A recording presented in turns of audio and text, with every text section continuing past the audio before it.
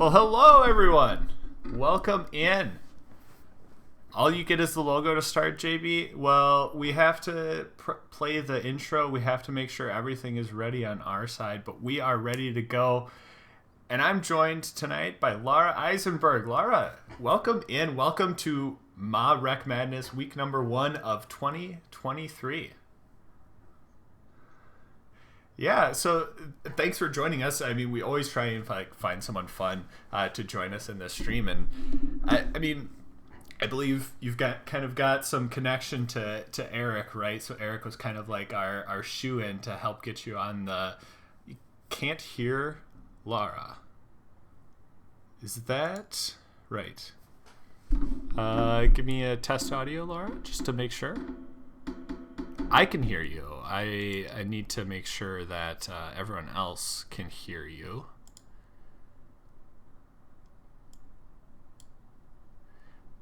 Not yet. It says not yet. Let's give me one more test.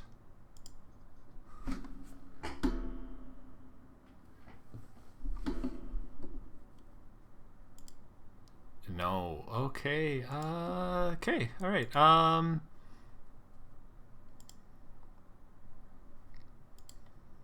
Okay. I can hear you, so it's all on my side. So let's just let's keep going until we can figure this out. As soon as someone can hear her, I need everyone in the Twitch chat to hit a bunch of yeses.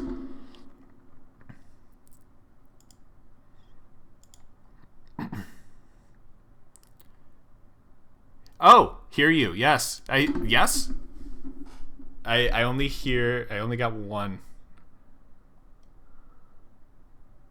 No, yes, I didn't. Okay, they're messing with us. They have to be, right? Oh my gosh, they say no. Eric's messing with us. Okay. It's tough because there's a slight delay on the Twitch stream, so I'm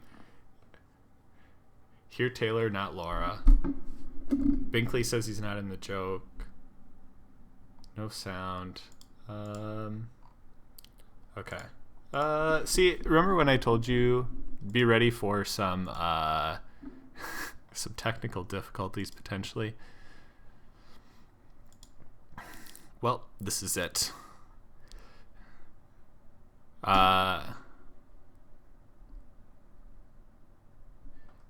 Same here. Taylor, not Lara. Okay.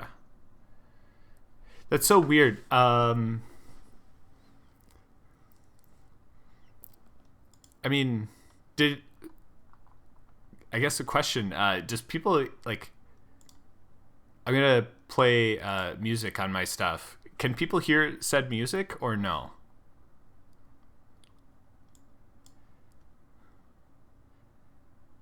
No music.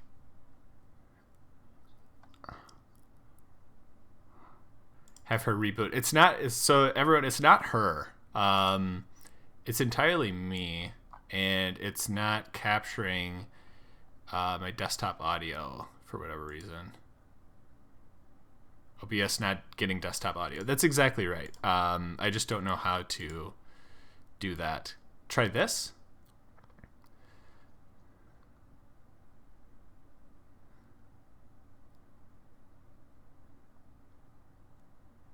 No, bunch of no's.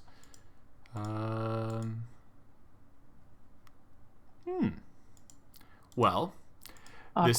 This is me not happy with stuff. Let me try.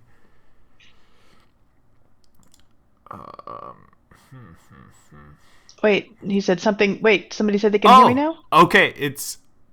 Can hear? We should be able to. I can see the sound popping on mine. All right, cool. You want to know what's cool? I have no idea what I just did. Hopefully whatever it is won't undo. That's the best. Okay, all right. That took exactly 5 minutes for us to get that figured out. There's some mean comments coming through now, like my poker playing. Wow, no idea what I'm doing. Ooh. Okay. Oh, burn. Troll. Yeah. Okay. All right. I'm gonna just go back to the waiting screen for a second and then come back in and be like, "Oh, hey, welcome everyone! It's MaREC Madness. Thank everyone for tuning in." Not pro. We're joined with Lara Eisenberg. Lara, thank you, and thank you for dealing with my technical difficulties. Glad to be here. And awesome. heard. And heard. It's good to just not have the face. It's good to have the face Hey, and the sound with it. So thanks for joining us. You're here for MaREC Madness. I figure we can get into what is MaREC Madness, talk through all that fun stuff. But first, what do people need to know about you? I hear you're a fan of like jewelry that like goes on your wrist and stuff like that. Like, did you get something like that? Yeah, I won a bracelet. I was actually on your guys' podcast for it, but a while back in 2022, I won the ladies event. Actually, in 21, I won the ladies event. So that was pretty exciting, and had a big score at the WPT Prime this December as well. So been on a little bit of a heater. Yeah, heck yeah, I saw that second place finish. I know everyone always is like, second place, so close to the win, but I bet it still feels good, right? It was 480K, so that didn't hurt. Yeah, that eases the blow a bit of not taking down first place. But man, second place, that must have been a huge field because that was like a 1K buy-in, right? And it was 400. It was 1,100. Yeah, I mean, I was in for 5 bullets, but so for me it was a $5,500 tournament. But I almost didn't fire the last bullet because I knew I was going to get in with like 17 bigs because of the waiting line to get back in the thing. But glad I did. Wow, those stories are always so awesome. Didn't think I was going to, or didn't know I was going to do that, and then finally said yeah. And you're like, what the heck? I'll just. I just felt like I was just throwing money in the trash. I was like, well, whatever. I'm already here. I'm not gonna go. I was gonna go play something down the road, and I was like, you know what? It's a big prize pool. So just toss it in, see what happens. Toss it in, and you saw what happened. Well, that's awesome. Pretty crazy. Pretty crazy run. Congratulations on the strong Thank runs. You. Thanks. That's pretty awesome. But yeah, so your acquaintances with Eric, Mr. Binkley, and that's kind of how we got the connection here. But very glad to have you join us. Always cool to have someone join me in the booth here and kind of talk through stuff. And to have someone smarter than me talk through it. I don't know about that, but well, it's pretty easy. So, so no, we're glad to have you. We are here for MaREC Madness. This is kicking off our 3rd year that we've been doing this. So pretty exciting times. We kicked off the idea. We said, hey, we've got this cool idea. COVID's going on. We're all stuck at home. There was a lot of these like, hey, I challenge you to heads up matches and stuff going on. And we're like, well, heads up is pretty cool. There's a lot of us. Turn your gain down a smidge and lower a smidge. I can do that just a bit. Hopefully this improves it a little bit. But yeah. Yeah. So what's the setup of the brackets? Maybe not everybody knows. Yeah. So what we started with 2 years ago is we did an 8-person bracket. We did a lot of the core people from the podcast team on Rec Poker. So he said, we're going to do this. Come watch us play. And then the next year we were like, hey, that was cool. 8 people, but it's cooler than 8 people is 16 people. And why don't we get in some of the community members? So we opened it up. We put invites out to, we run heads up tournaments throughout the year. So you can win your way into MaREC Madness by winning one of our community heads up tournaments. There's 3 of them that go throughout the year. So we do this in March. 3 months from now in June, we're going to run our first heads-up tournament. The winner is going to get a seat into next year's MaREC Madness. September, we're going to do that again. December, we're going to do that again. So this year, we've got 3 of our community members that won their way into MaREC Madness that are going to be competing. Nice. We've also got last year's returning champion and last year's returning runner-up. They got invites. We invited our No Limit Hold'em Player of the Year and our Mixed Game Player of the Year in there as well. So Is there a cost to enter? this is what we play for, Lara, is bragging rights. Perfect. We are a very competitive community.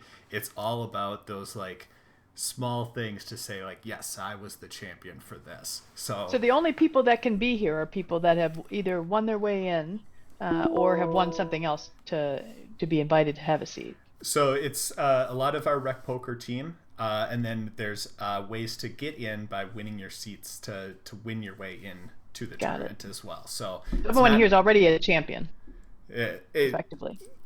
I love that. Yes, everyone here is a champion. But yeah, so it's been a ton of fun.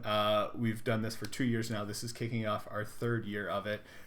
We've been kind of lucky to have 5-week-long marches the past 2 years, so we get a little bit extra amount of time. Nice. But how we play this out is we've got the first round tonight, but not all the first round matchups. So we're gonna go through half of the first round matchups tonight. Next week we're gonna play the other half of the first round matchups. Then that'll leave us, 2 weeks from tonight playing the second round, 3 weeks from tonight playing the semifinals, and then the last Thursday in March is going to be the championship. It's going to be a best 2 out of 3 to crown the MaREC Madness champion. Nice. So how it starts off, we have a decent structure for how we put this into play. Try to allow people enough play, but also we've got a show to make here. So, we do want it to go a little bit faster. But what we're doing this year is we're also, we're giving every time you win a match, the next round will just be a little bit more gracious with the structure. So in round 2, we're going to give the players a little bit of extra chips to start with. In round 3, we're going to extend the levels out. And then the last week, the championship, we make it best 2 out of 3. So that's a little bit more grace there That's great. too. So it's a ton of fun. And we've got a bracket. We let people make their predictions. So we have a bracket. I'll go over here to an easy way. If you want to know like even more than I've been talking about this, you can go to Twitch, or sorry, not twitch.tv, Rec Poker. You're already there and watching this. You can go to rec.poker/MaREC. That's MaREC. It's got a whole bunch of the details there. So it's got kind of the gist of what we're doing. You can go here, check the bracket. We'll keep it updated with the results as we go through this. We have previous results. Our 2021 champion was Taylor Moss. I don't know if anyone's met the guy. Very good poker player. Very nice. But also luckboxed his way into a championship there. And last year's champion, John Somsky, who we will be seeing kick off the matchups tonight. Because I don't know if you know how the NFL makes their schedule, Lara, but the kickoff of the NFL season is always the Super Bowl winner from the past year. And we're like, hey, why wouldn't we copy that? So Makes sense. We're making John Somsky lead us off tonight as he defends his title. And are all of the matchups randomly chosen otherwise, or is there anything to that? Very good question. They are randomly chosen with a slight caveat. What we did was we have numbered seeds. The number 1 seed is John Somsky. He's our returning champion. And then we put the number 2 seed as the runner-up last year, Keith Brandt, Monkey System. So those two couldn't play each other the first week by being the 1 seed and the 2 seed. Them. But randomized everything else. So Chris likes to make fun that he got the 16 seed. Totally random. He made the semifinals last year. This is nothing against him, but we just kind of randomized everything just to give everyone a fair shot. And hey, random is random. So Yep. Question from 5x5. Chris Jones says, does a first-year champ get an asterisk due to the small field? Not a chance. Not a chance. That is a full-on champion that we're putting for the 2021 champion. So why don't we flip over to the bracket here? So we've got the bracket, 16 people competing for the championship. Like I said, tonight we're going to start off with John Somsky versus Chris Jones. This is going to be a good matchup. This is going to be the first one that we start talking about, Lara. But this is last year's champion and a semifinals matchup. These two met in the Final Four last year and played a very close matchup. And Chris Jones was our runner-up the very first year we did this. So when we talk about firepower, there's a lot of firepower in this matchup, and it's going to be a really good one to kick us off tonight. So let me make sure I've got the right one here, because I've got Ben Enslow down as my first one. We will be watching Ben in his matchup, but I believe that's actually the last one that we're going to be watching tonight. Got it. Okay. So, yeah, John and Chris will start us off. Whoever wins that matchup. Which is 5x5, and that is, yep. And Poker Geek MN everywhere. He goes by that name everywhere, and he loves to let everyone know about that. Nice. We also have Kim Kilroy and John Kroll in their first round matchup. They're going to play next week, but another very strong matchup that we have there. Kim helps out with a lot of stuff here. She holds hand history reviews. Very strong player. John Kroll, nothing to be ashamed of himself either. He likes to downplay his skills, but I think we're going to have a good matchup there too. Babker and Tim also going to be playing. That's a next week matchup. Going to be a solid matchup there too. But this next one, the Aces versus Ben Enslow, I think is going to be fun. So Aces is the first one on our list as we start going down that won her way into the tournament. So Kathy will be playing in there. And Ben Enslow, he's been a fan of MaREC Madness from the start. We actually had him join and be the very first commentator that we brought on. He streams on Twitch. He loves to play poker. I think this is going to be a really fun matchup between these two, which we'll get to watch later today. Awesome. The 2 seed, I mentioned this before, Keith Brandt, Monkey System. He's our runner-up from last year. And somehow got faced up against Rob. So here's another very strong matchup. Rob runs our book study for Rec Poker. He likes to say he's so tight that you can hear him squeak. He's classic, got the classic old man coffee look, but he is a really good poker player. He was awesome. The runner-up for our Player of the Year series this past year. So he's got the skills. He knows what he's doing. I think that's going to be an insanely fun matchup as well. So we'll be watching that one tonight. The winner of that matchup will play the winner of my matchup. I'll be playing next week against Joe Koulis, Elvita. He's kind of joined us recently. He's very into the mental game of poker. So we'll see how that match all plays up next week. Then we somehow got two of our winners to two of the community members that won their way in to face off against each other in the first round. So Garrett Teed, someone who won their way in, is going to make it to the second round.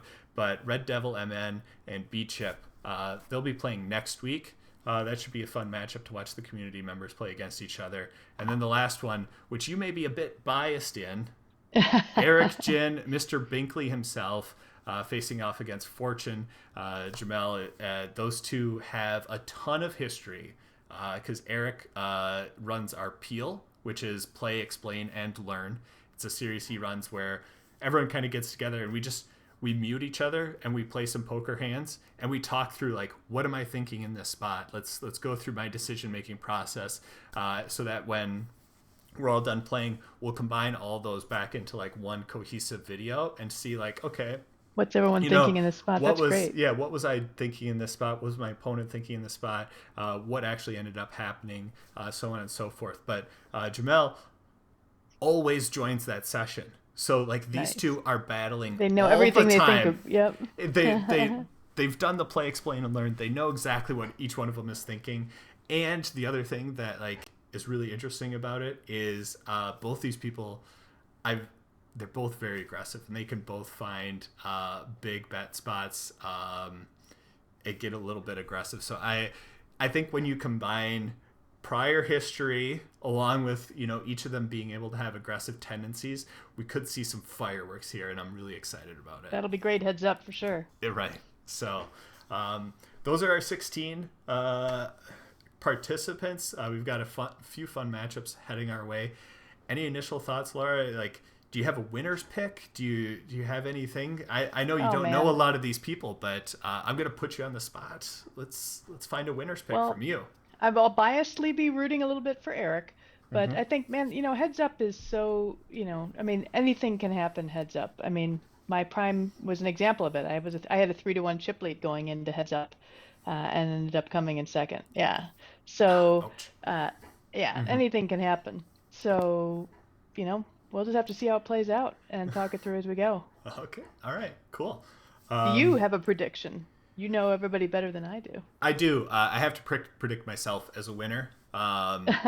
Because Nice. I have to, right? So I am my own winner's pick.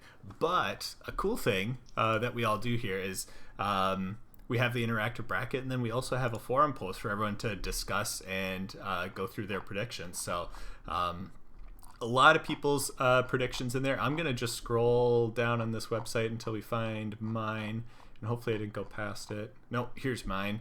I imagine that there are some wagers on the side going on about this. We were talking about that. It's like, how do we find like a bookie to do this for us? Like, how can we like find wagers and stuff like that?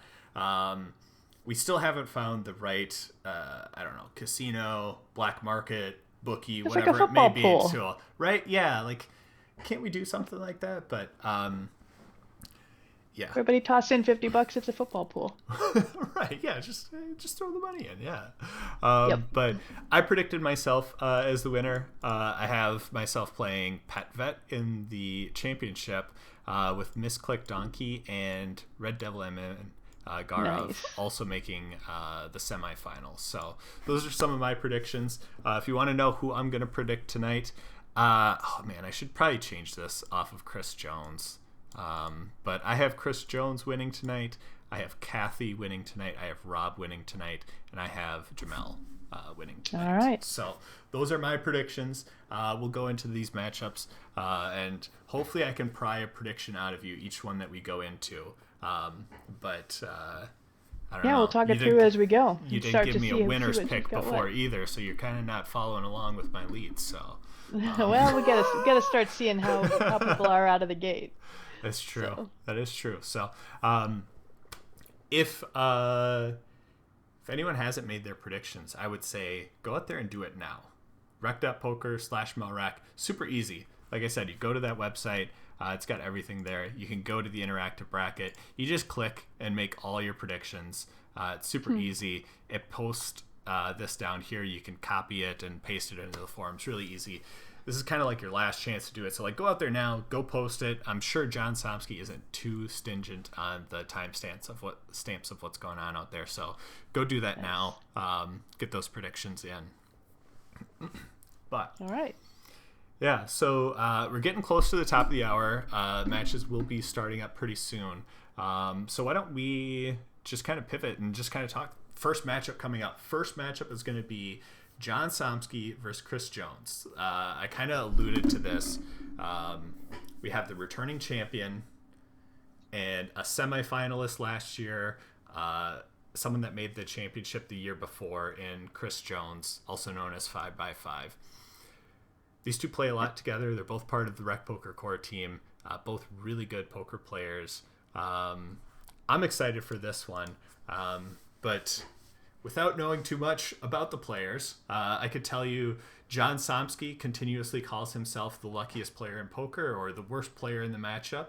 And Chris Jones just has an affinity for pocket pairs between pocket fours and pocket sixes that he likes to name his entire moniker after and loves that hand. But knowing Nice. those pieces of information, what do you got for this one? Well, I mean, I think a betting person would put the money on the returning champ. I mean, that seems logical.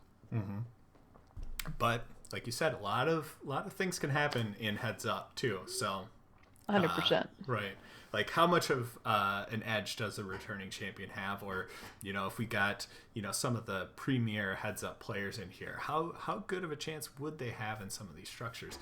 So there's going to be luck, there's going to be skill. It'll be fun to see this all play out. It'll be a mix for sure. But yeah, I mean, you can only have so much of an edge in heads up, to begin with. But people make careers out of a 0.5% in counting cards and blackjack, so it doesn't take much. That's very true. Yeah. So in chat, we got some stuff going on here. Chris is saying no 16 seed in history like has ever won. That's a lie. Last year when we did this, I was given the number 1 seed because I was the returning champion.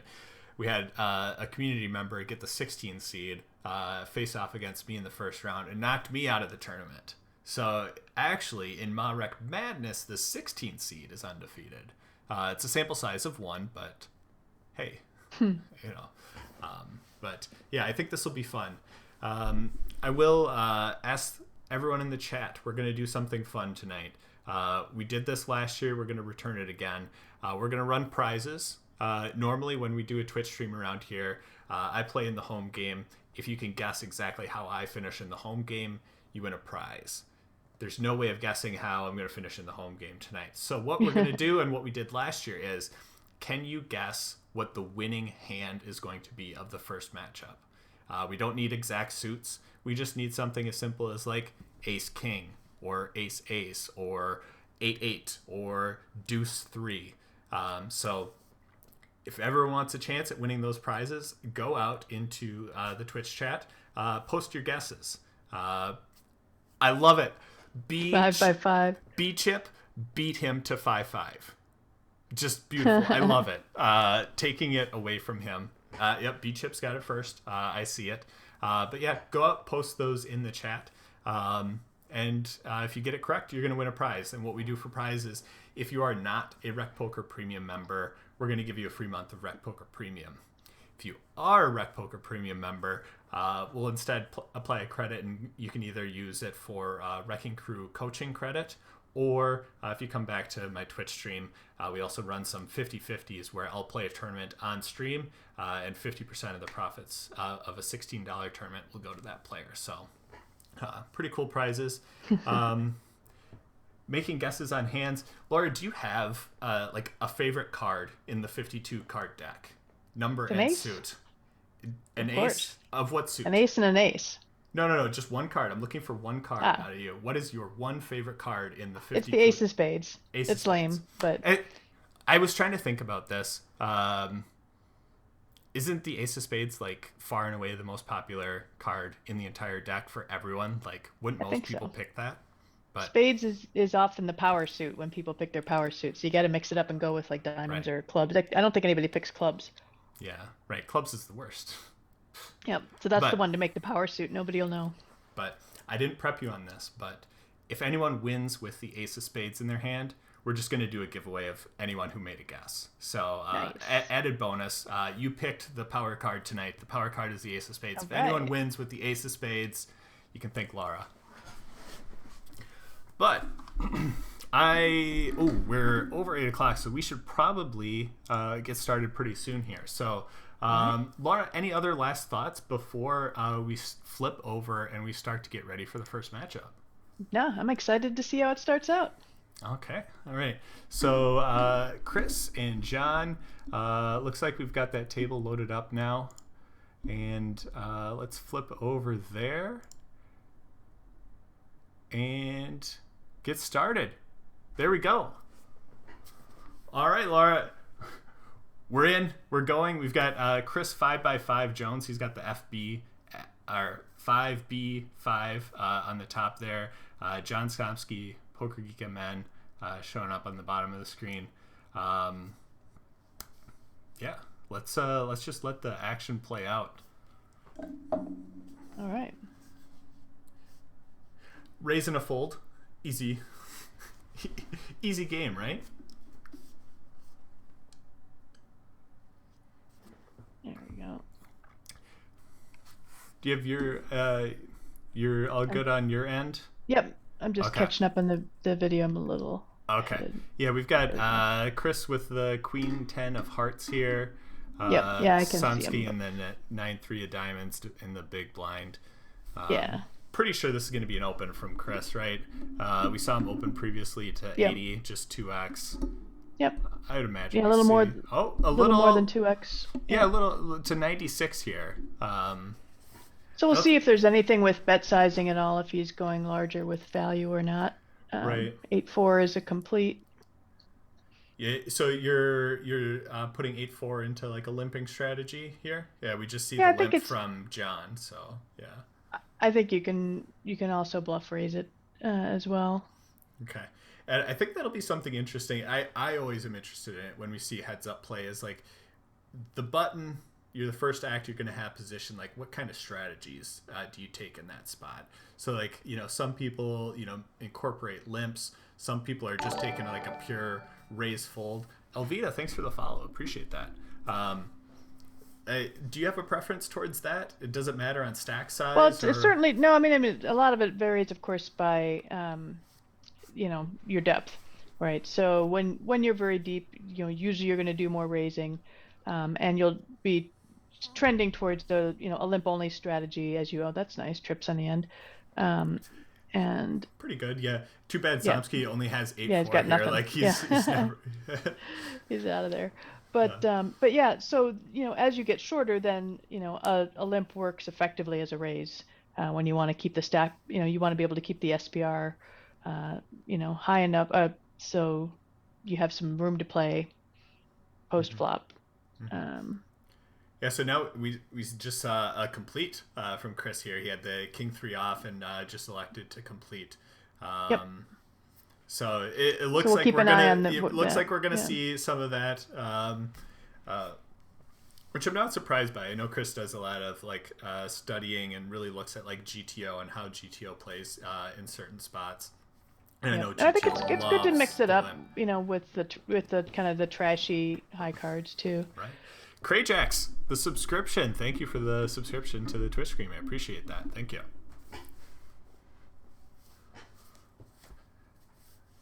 Oh, probably got a call here. Yeah, John goes 126. Chris has got not bottom pair, but the next best thing, a pair of Yeah. threes here. It feels like a spot to call, especially just given how the prior action went, right? Yeah. Yeah. Oh, he finds a fold. Okay. Um, Interesting how that plays out because usually the river jack doesn't change a whole lot, Right. right? Yeah, just feeling each other out and trying to see. But it's actually an interesting spot to raise. Bottom pair is kind of a classic to raise there, which would have been pretty interesting. I would have loved to see it. It's kind of the fun that we see in terms of different lines that people will take during these heads-up matches is who's willing to kind of find a spot and try and get out of line. Yep. And it feels like a raise there with essentially bottom pair is getting out of line, but Yeah. I mean, it So would now have he's, worked and he he's didn't need to, but so we've got a larger raise with the 6-4 off, which I yeah. like. So I think he's making that kind of a standard open then perhaps, or he's making it with his strongest and his bluffs Mhm. and min raising with the middle. Yeah, and I think you might know better than I do for like GTO and type of stuff. Isn't that kind of how GTO frames like heads up matches? It's like put the top as a raise, put the bottom as a raise, and then like some of the middle we start mixing in some of the limps. Yeah, I mean, I think it's we're not like polarizing by going huge, but I Yeah. think it's fine to have a polar larger raise size. Um, yeah, I like that large bet on the end. Yeah, going 340 from John, definitely going to clear Chris out from that spot. Having the top full house there is For a sure. pretty safe spot. So it looks like a larger raise size here. I like the 2.5. Mhm. 10-3 is probably just going to fold here, I would imagine. Yeah, I like that. Yeah, we see the fold from 5x5 there. So yeah, it does find the fold. Now he's got Jack 3 off. Yep. We saw some limps. We saw some raises. Kind of curious to see what he's going to do here. My guess is going to be that he's Yep. going to take this as a raise. Yep, we Yeah, see he the raise does. there. So, and John, I mean, would you be surprised to see 8-9 suited go for a 3-bet there? I think it's a good spot for it. But in the beginning, it's fine to just kind of, you know, Okay, try to see a few showdowns and see what people are up to. okay. I think So a small C bet on that Ace King King is just probably sufficient. Um, yeah. No, it's an interesting point. Like, early stages, just trying to like feel people out. And I mean, like, how do we balance? Like, how do you balance that? Because it's part of it is like feeling someone out, but then also like you can't just do that for forever. We're heads up. We're in the last stage of a tournament, or just this matchup. You can't sit there and feel them out the whole match. So, are you trying to see a few showdowns and then really like change I your? mean, I think you kind of play assuming that they're, unless you have other information about them, that just kind of a GTO-ish strategy until somebody shows you otherwise. The population tends to overfold in general, so I will tend to uh, raise hands just a lot more often until I see somebody's going to push back and see what they're going to do, and then just play more, make the aggressive play the default until somebody makes me back down from that. Okay. Um, And a good time for us to have that kind of like sidebar. We're in a spot where neither of them have a pair, neither of them have much going on. There's not too much yeah, betting going on here. Oh, yeah, this oh, large John bet goes size, I'm not huge here. sure. Yeah, I think that it's reasonable to just a small bet here is going to take it down a lot of the time. I don't know that you're going to get a pair to fold. You shouldn't get a pair to fold here. So I mean, I think it, yeah, like I guess if I'm putting myself in John's shoes, he might be trying to get like a deuce or a three to fold, or something like a four or a five that's got like some equity but like no hmm value currently, something like that. yeah. But is that the right play to make in that spot? Like, does smaller accomplish the same? Yeah, well, I don't know that smaller is going to get a pair to fold, but I don't know that you're up against a pair that often in that spot.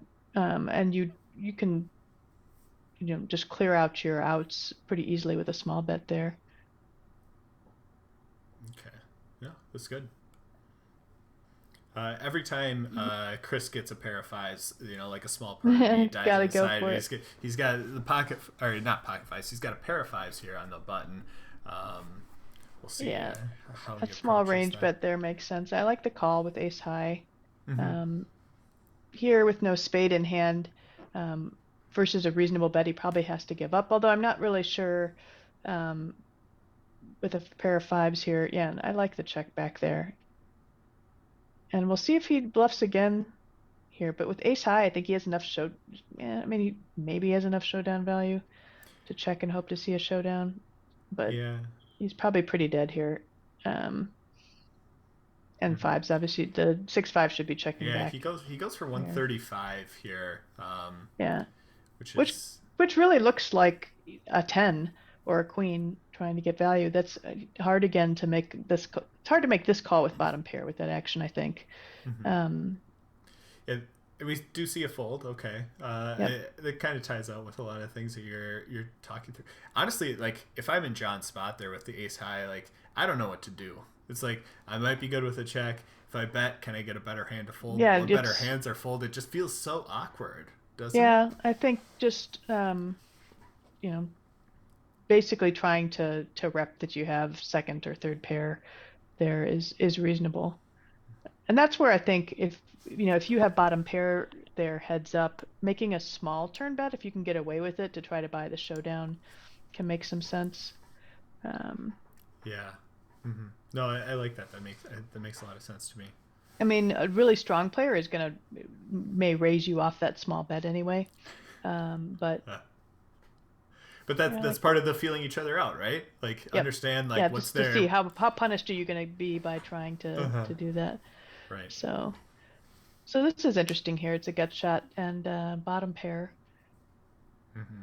We've been seeing a I lot of think this, like not too many strong flops, strong draws, strong hands really coming through. We're seeing a lot of like bottom yeah. pair versus high card or versus a draw type of Yeah, I like a bet situations. here. I think 100 is a little large into 274, in that, you know, it still heads up. People don't have a whole lot here. Mm-hmm. Yeah, he should definitely get called there. Um, Yep, we see the 100 yeah. call. Yeah. Um, I So mean, now he's got a double gutter. I think you could, yeah, I like the check back there. Oh, and he drills it.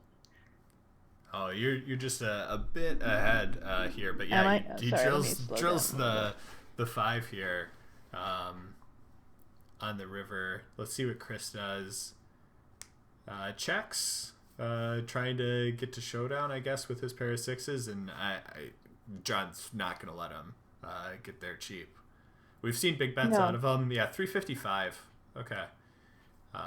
That's a big bet I like size. that bet. It seems like this hand isn't going to call, but a lot of the other ones that Chris has here that he's taken this line with, like, I think he does this with weak kings and all his eights too, so...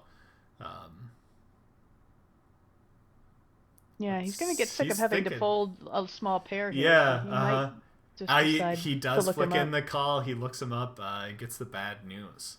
Yeah. Is that... So now, of course, he's going to think, he may, incorrectly think that he's been right. Right, we've seen this. Time. We have the answers to all these questions. Yep. But John doesn't necessarily, or Chris doesn't necessarily. Yep. But I mean, there's a reason why John won last year. He's making a lot of good bets. Mm-hmm. He's getting it to work out in his favor. He's getting the folds when he needs folds, and he got a call from his opponent when he wanted the call. So I like this small bet here. And it's called by John. John's calling it with king high. Yeah. King high, backdoor diamond equity. Yeah. When the ace comes out, doesn't that just kill all the small potential that John has here? Yeah, it's an interesting decision here.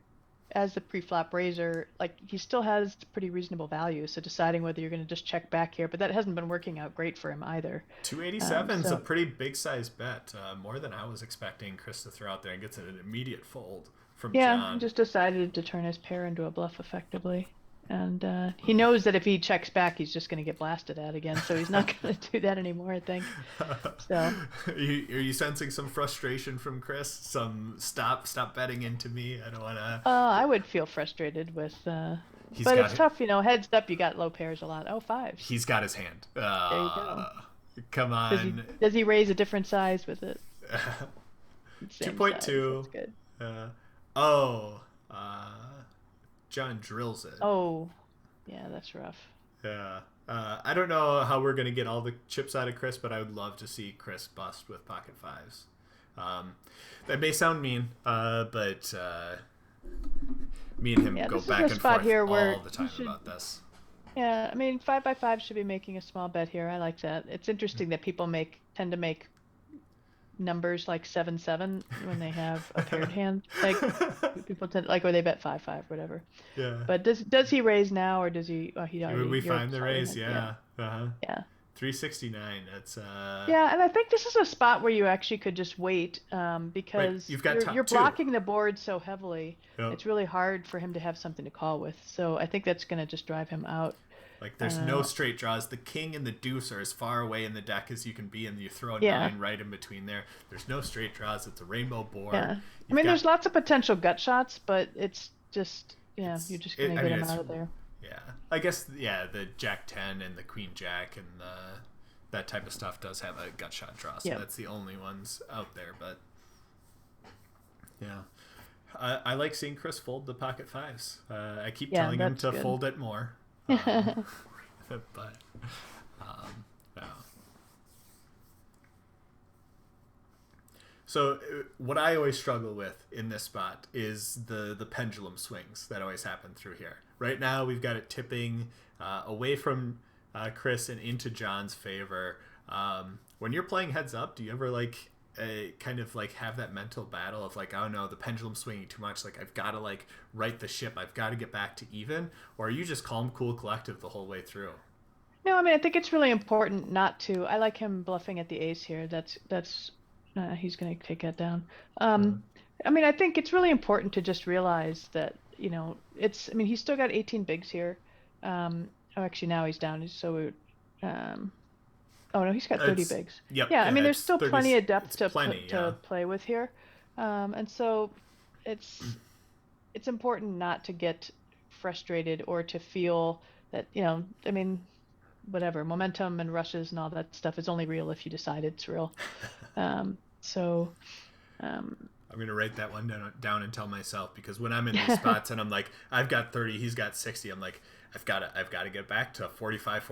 Like I gotta get that ship back. I Right. can't let And this. it's a common thing that people also do incorrectly in multi-table tournaments is, something bad happens and you lose, half your stack in level 1 or level 2. And people are all focused on what the average stack is or getting back to a starting stack, and none of that stuff matters. Like, it just doesn't matter, I mean, we all have stories of being down super low and coming back with things. It's just however many big blinds you have now, you play the correct strategy for that stack. Boy, these guys are getting a bunch of real trash cards. I know, this is boring. Come It's on, pretty give us some amazing. hands. So, well, in any of these pots, it's like, the first person to bet's going to take it. Yeah. So I'm surprised 8-4 doesn't try to stab here, but it's pretty hard without a club in your hand. Yeah. I mean, 8-4, no clubs. Like, do you just Yeah, like? I like the bet here just to protect with the 5. Mm-hmm. Yeah, and I mean, I might be wrong on this, but I don't think we've seen John Poker Geek limp at all. I think he. No, I think he's really great doing a raise only strategy so far, which will be interesting to see if he keeps that up when he gets shorter. Yeah, I mean, like me personally, I am almost always just like taking a raise fold strategy, especially this deep. Even 30 bigs. Me personally, I'm not gonna be limping. If we get lower, then I might start mixing in some limps. So like that's how I'd be having my strategy. But obviously, we've seen Chris throw some limps in there too. It's really difficult to balance everything really well if you're trying to mix it up when you're deep, especially. So this is interesting to see how he handles bottom pair here. Let's see. Yeah, and runout looked like it could have maybe provided some straights for either players.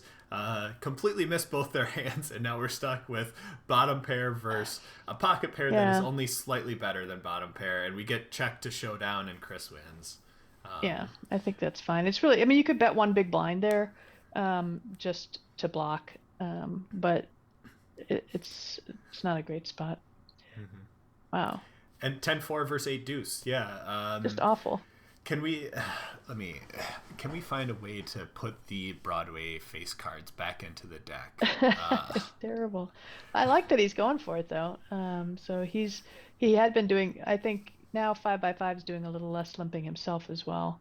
6-3, 8-4. Hopefully everyone made their predictions and only put in cards that were 9 or lower, because apparently that's only the only Right. ones that get dealt out. So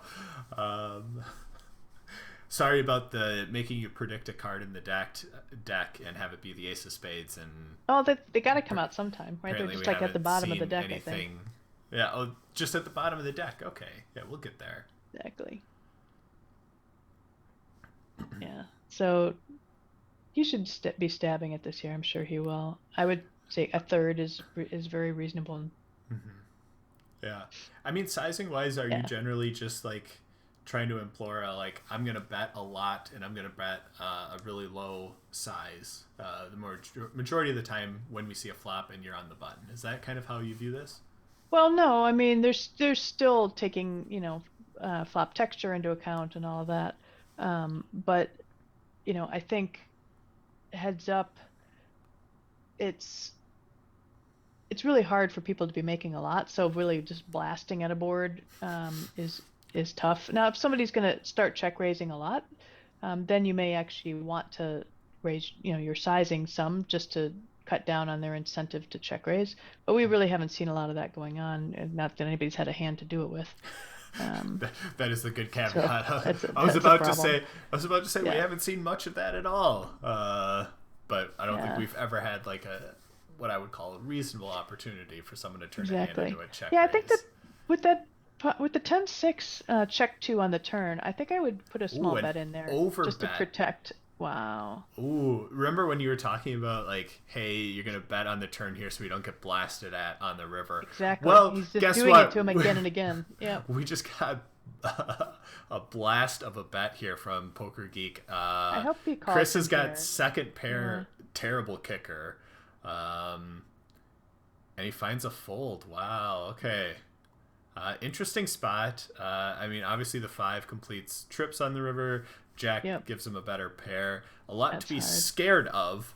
But yeah, a tough thing to wrestle with when you're talking about heads up play is like, how do you view yourself in those spots? Like, someone bets big. Do you find the like, hey, I'm just buckling in, I'm finding a call here versus this guy because he can't always have it. Exactly. It's tough because, the time that he did, he got burned. And so then, and the population in general doesn't bluff enough. But it's tough to fold second pair heads up. Here, let's just get it fold. It's Queen 10, Queen 9, some suited hands. At least these All right, look now we're better. getting something. It looks better. Yep. Yeah, this is more visually appealing. This is kind of a bummer for a 5x5. He's getting a little hosed on the deck here, but I love these spots personally because it's like if a queen doesn't come out, a lot of it is just like playing on position, stab and take and it, stuff like that, and like how does this play out, and like okay, I did have the worst hand, but I had position, and now like I win the hand. Yeah, we see John fold. So Queen 9 beats Queen 10, all about position. Oh wow, we found the cards. Here we go. They were at the bottom of the deck. Yeah, they just kept dealing. They had to get to the bottom section, and now they're all loaded there. Cool. This is fun now.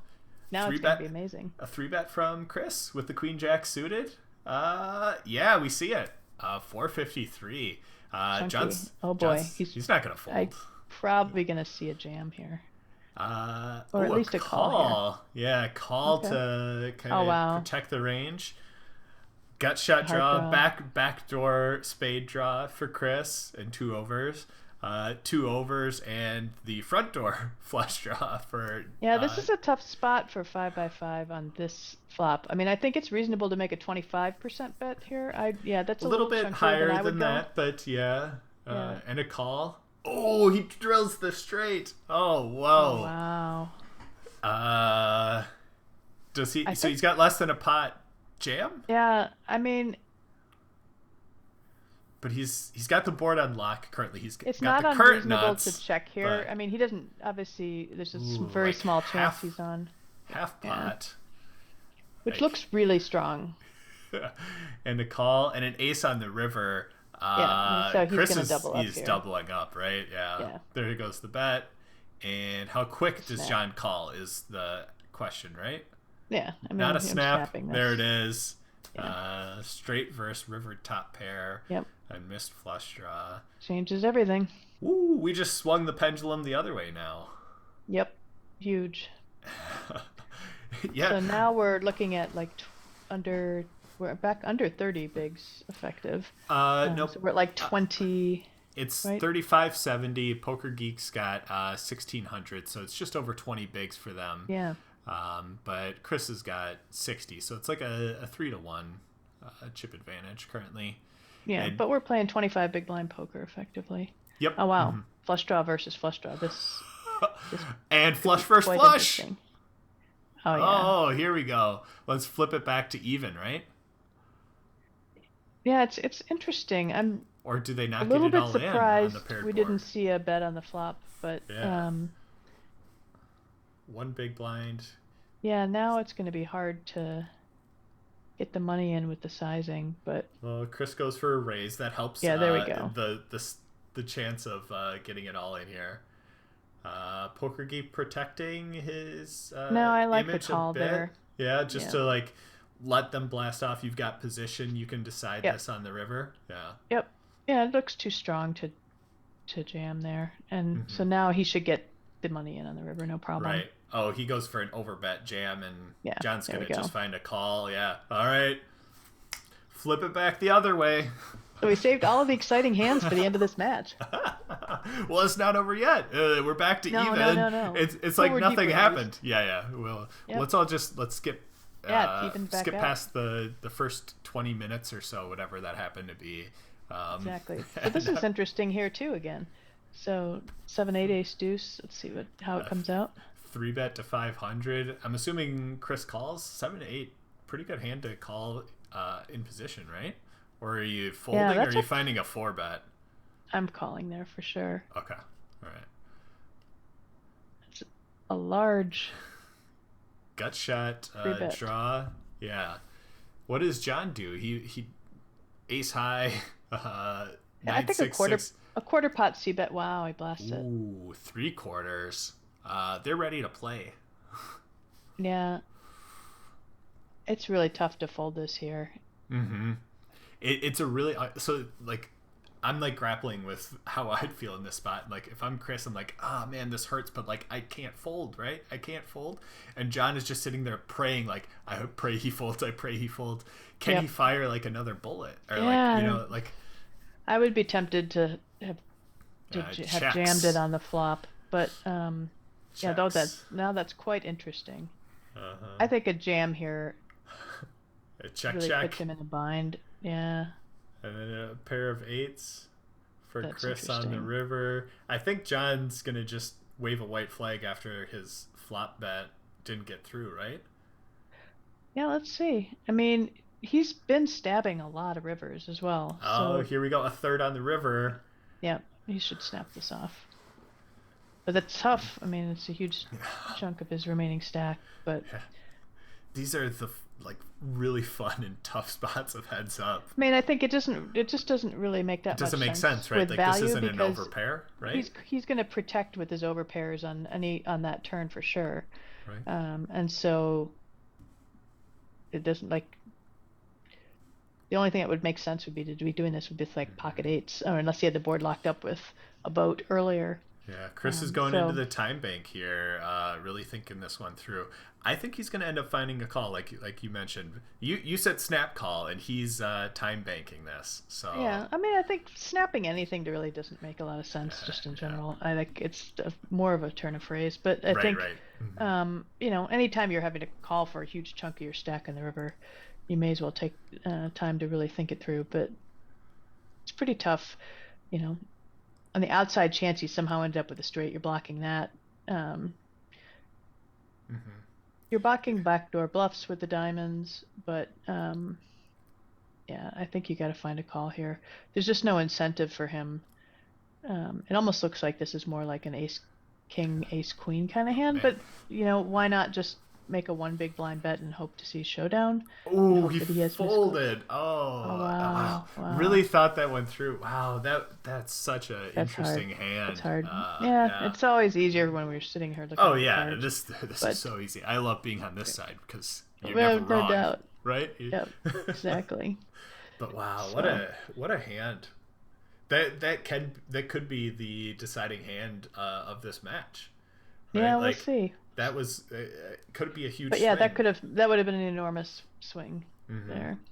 Because I mean, it was 2,400 chips in the middle and then an 800 bet. So I mean, over half the chips in play were in the middle in that specific hand. Huge hand. Huge swing for it. So I keep talking about the pendulum. Now back the other way. Yep. So now it does seem that we've got an open limping strategy, which is good and appropriate for this stack size. Okay. I missed that, but thank you for calling that out. The last couple of hands. Mm-hmm. So it's interesting he's leading here. With second versus a limp, yeah. Yep. So he's perceiving the limps potentially as weak. Mm-hmm. And just I want to be able to get some value, or I want to take control, or something like that. Just anticipating a potential for a high check back.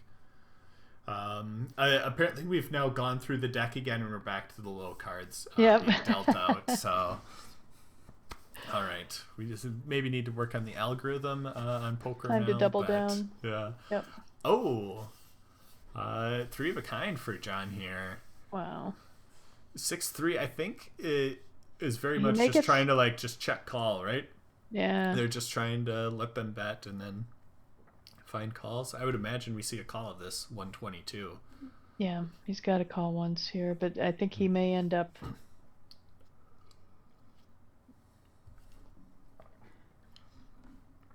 I mean, if you're John here. It's so hard. He's having to fold so many times with these middle-ish and bottom pairs. He's just having to play this guessing game about where he's at. Right, and this is going to be another shot. Oh, he leads here. Yeah, he's blocking. He's blocking with the 6, and he's going to get. I think it's going to work raised. out. Oh, just called. Interesting. I really expected a raise there, and then Chris to have to think about it and end up folding. But well, that definitely worked in his favor. It did. Yeah. I thought when I saw the lead, I wasn't expecting it, but when I saw that, I was like, this might save Chris, because when he gets raised, I think he has an easy fold. Yeah, then he can get away. Yep. Mm-hmm. Instead of checking and then John blasting a 3/4 pot size bet, Chris having to go into the tank thinking, is he bluffing? Is he got value? Well, anything that you can do in general to avoid staying out of the guessing game in hands is just good poker advice in general, and that's why taking the aggressive line by and large is so much easier, because you force them to define their hand while you remain uncapped. Yeah. Such good advice. So. Make it easy on yourself, right? Yeah. Exactly. Well, now we've got a 5-1 chip advantage. It seems like John keeps winning all the big hands. Chris just only wins the small ones. And unfortunately, the matchup here is not going to get him any chips. Yeah, but you finally get ace queen, and you're like, you've been in position and you've kept betting at me. Let me take my turn with ace queen, and John's like, no, I just got a bad I'll hand. Pass. Yep. Next one.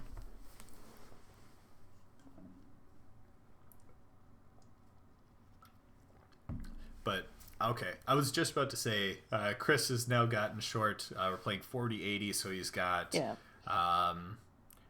12 and a half big blinds with 1,000 chips. Yeah, and I'm so expecting open a lot lumping of here limps. is great. Yeah. Mm-hmm.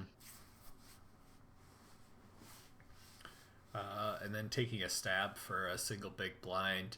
I always struggle in those spots when we're really shallow effective. Like, do we still try and go after some thin bets, range bet in certain spots, or are we really just playing fit or fold?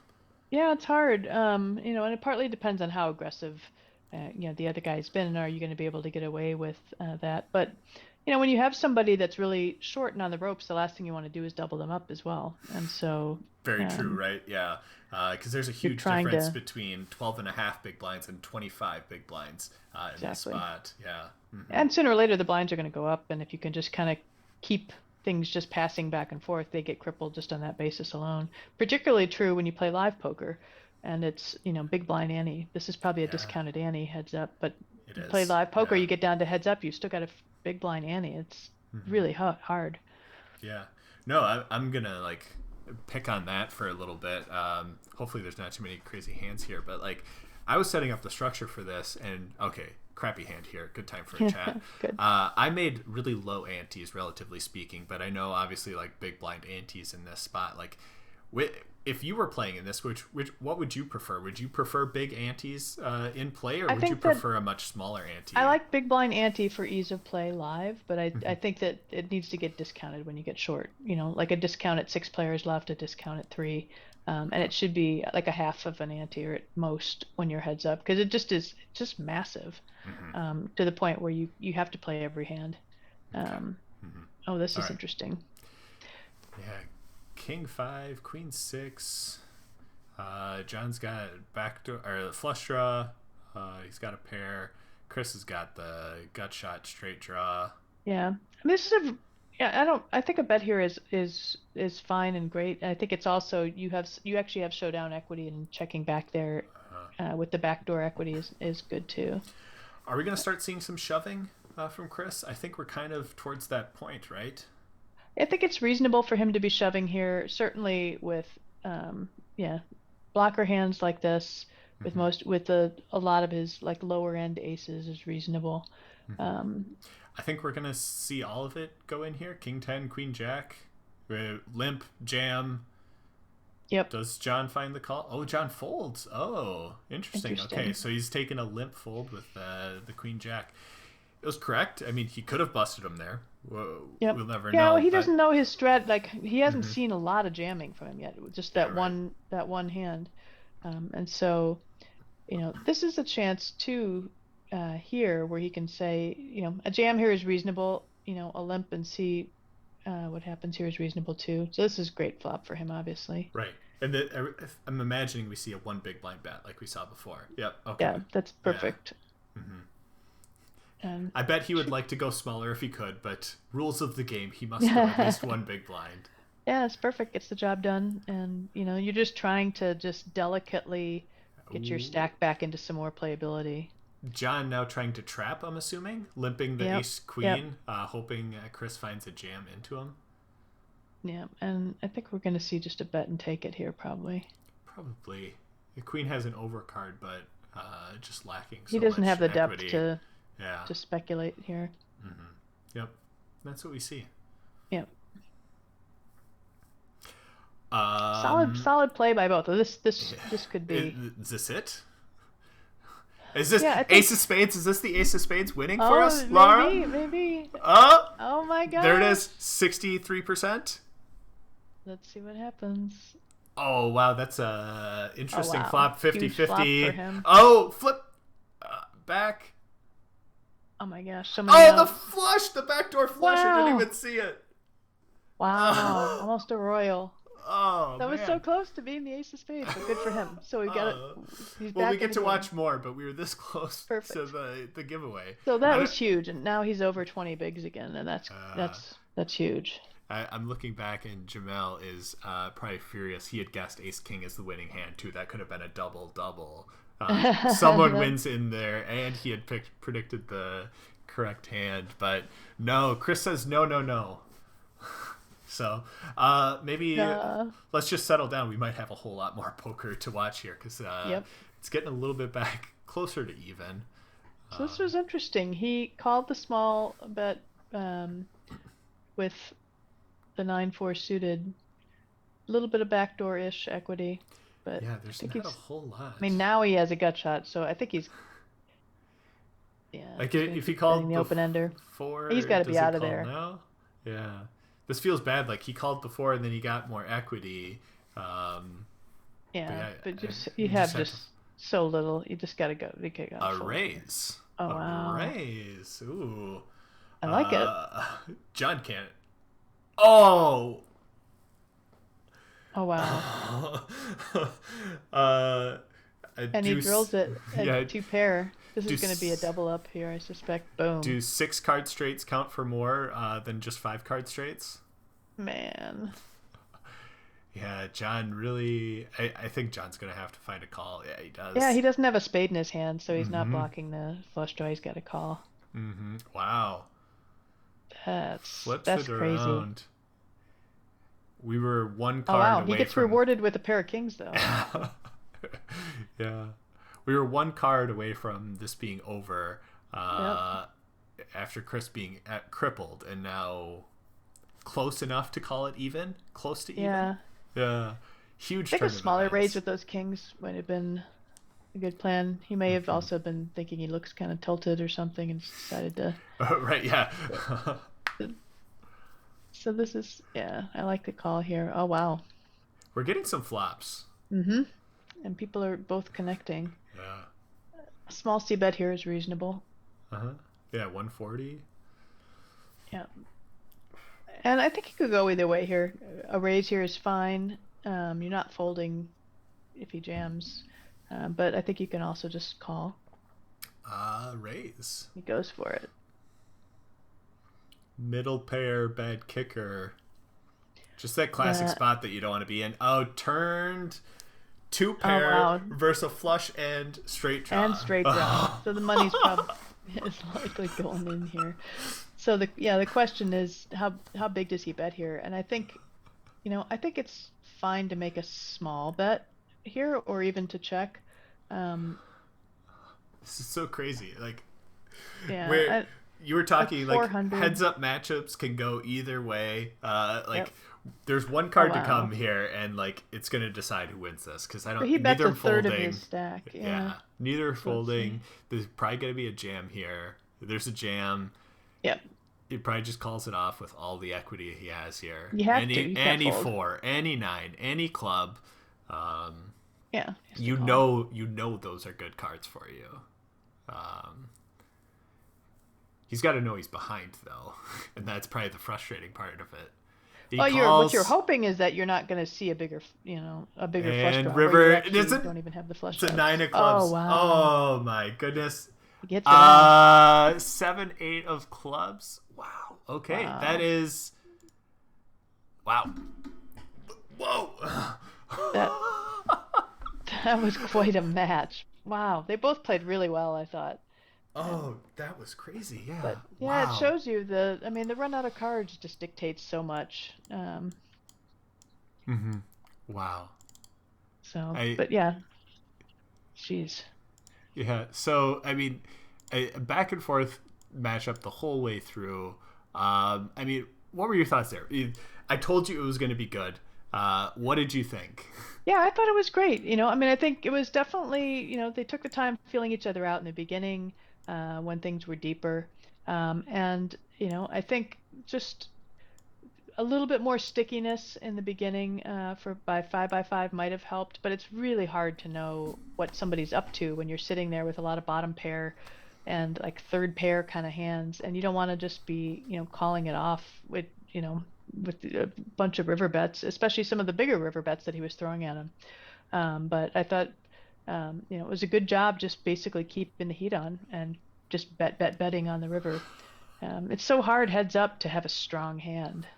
Right. So And I mean, what a crazy. So many like strong hand versus strong draw situations that played yeah, out I mean, it there. was either just complete trash on both sides, or else it was just like firework hands. Yeah, So crazy. I mean, to me that felt like a match where it was like just run the cards. The cards are going to decide who wins this, and I think we kind of saw that, like so many swings, people like getting it in like the correct spots. I thought, yep, yep, very well played for both of them. But congratulations to Chris. Chris is our yeah. first winner. He's the 16th seed. Congratulations, Chris. Defeats our defending champion, which apparently is a theme within this, because that's what happened last year too. So great matchup. Really, really good match. Yeah, that was really fun. Next up, I think this is going to be another fun one. Number 2 from last year, Keith Brandt, Monkey System, playing against Rob Washam. He goes by Rapman50.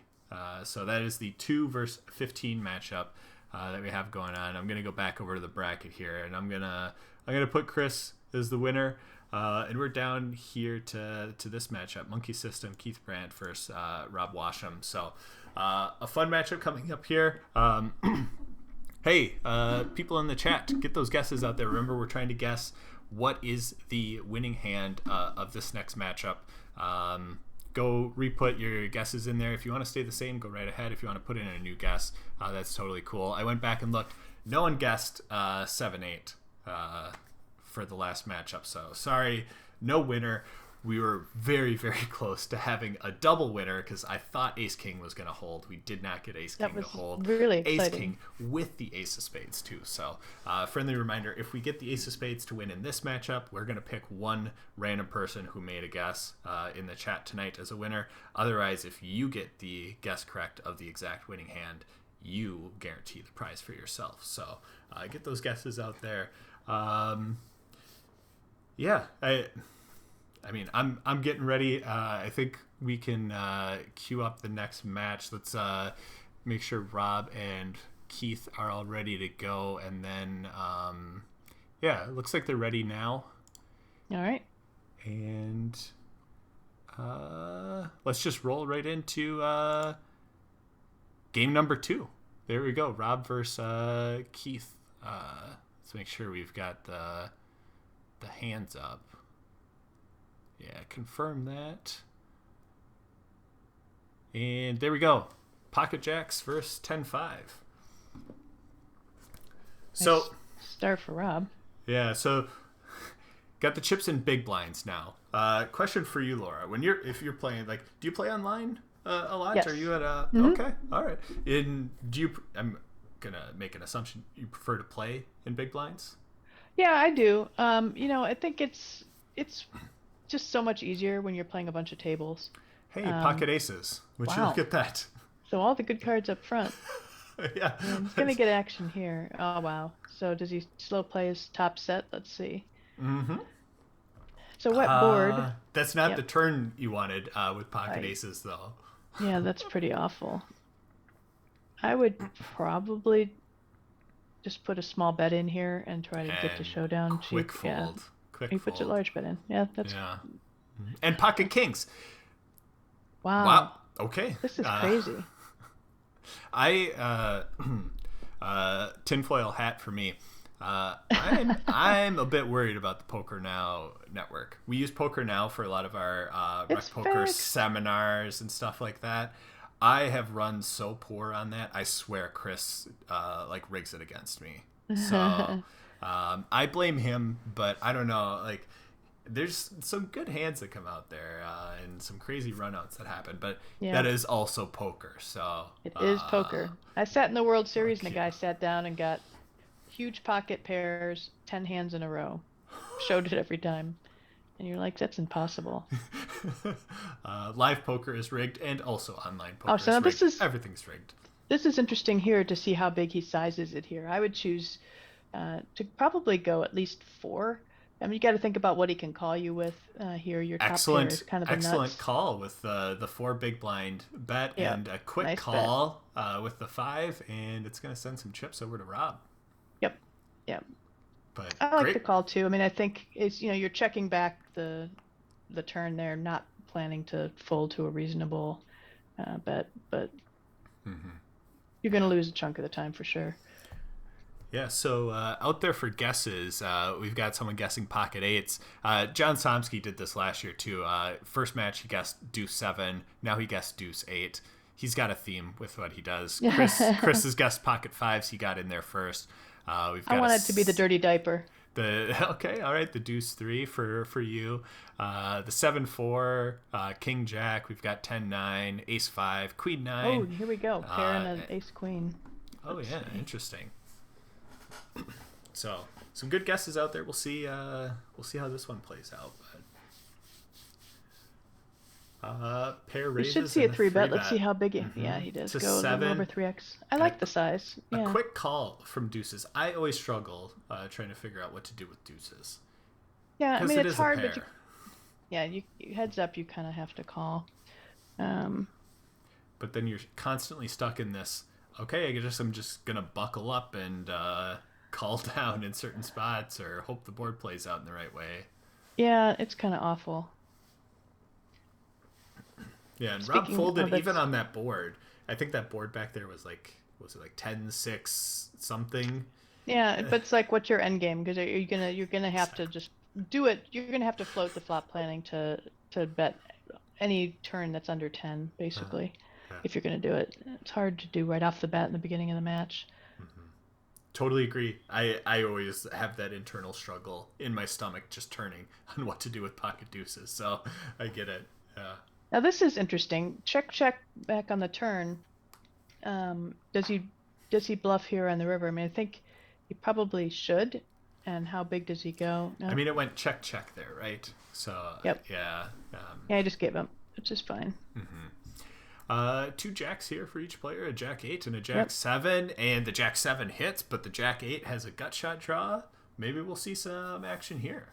A pot size lead from Monkey Wow. System. Yeah, I think a lead here is appropriate. I'm not sure I would pot it, but It called and then goes 3/4. Really throwing the wow. chips in there. Yep. I mean,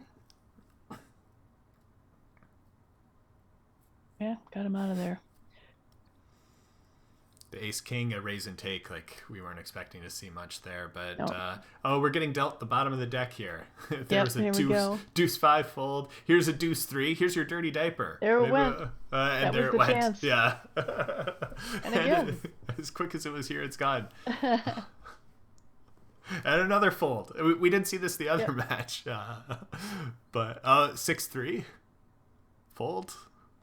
No, okay. Yeah, he had enough of this folding stuff. Here we go.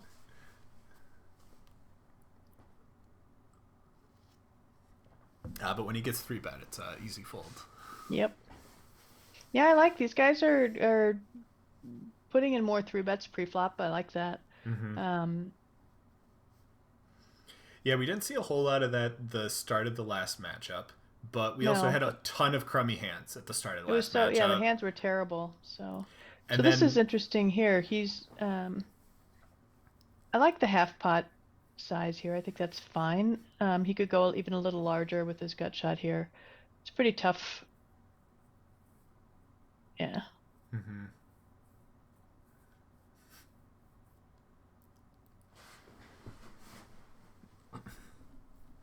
And both of them are sticking to min raise sizing. We did have some larger sizing last match pre-flop, Yeah, there were some but like 2.2s, some 2.5s. even It seemed 2.5, like, yeah. yeah, Hmm. which, I mean, all these that we've seen thus far have been either like core rec poker Yeah. members or part of the wrecking crew. You should Keith see it. is. So I think the standard is from them to do a lot of like 2x or just slightly above Yeah. 2x. I think it'll Hmm. be interesting as we get into some of the community members that won their way in. Definitely in the home game, you see some of them mixing in 3x sizings and stuff like that. So we'll see some of that. We Yeah. have Kathy That later last hand tonight. was a very good. I was just wanted to throw in a kudo to Rob for the probe, the turn probe that was with his open ender was very good. That took that down. Sorry to interrupt you. No, you please interrupt me. No one wants to hear me talk. They want to hear you talk. So, yeah, no, I missed that. But yeah, Yeah, I like this larger bet here with top pair on a wet board like that. but Gets to the go call now. He's check got a on double. turn. Yeah.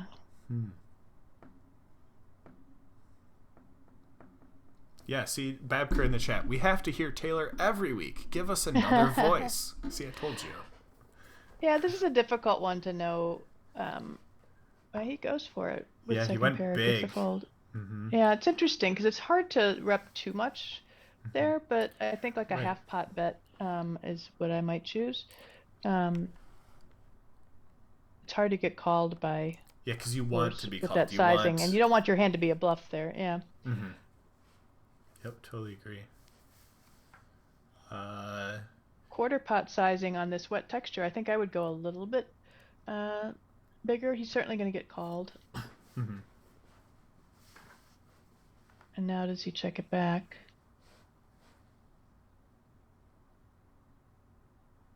Was that 3/4 or something like that? That's interesting. Yep. And just takes it down. Yeah, I think more or less just trying to buy the showdown / rep the ace. It's a little bit of a demi bluff. Yeah.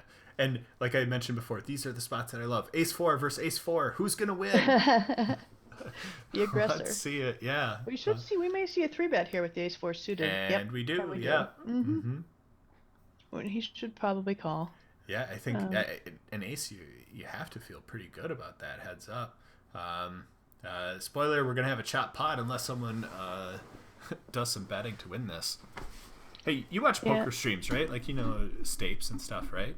I don't watch a ton. No. Oh, but you know what we're going to have to do if this goes to showdown, right? No? No. Oh, well, get your singing voice ready. Okay, you don't know the tune? Everyone Loves a Chop Pot?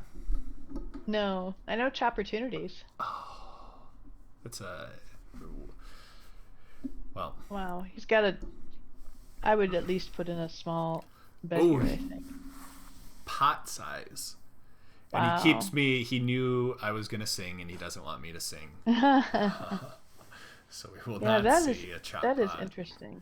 An interesting bet. Yeah, it was a spot. Whoever got aggressive was going to win. And Monkey It wouldn't have taken much. He could have aggressive. Yeah. Yeah, but I think he figured out he was against ace high there and decided just to blast him out of the chop. Yeah, a lot of comments coming in that they were not cheering for a chop pot there. They did not want me to be singing. So, but yeah, no, watch some of the Poker Stars streams and stuff because Joe Stapleton, whenever there's a chop pot, he gets everyone in the commentary booth to sing "Everyone Loves a Chop Pot." Nice.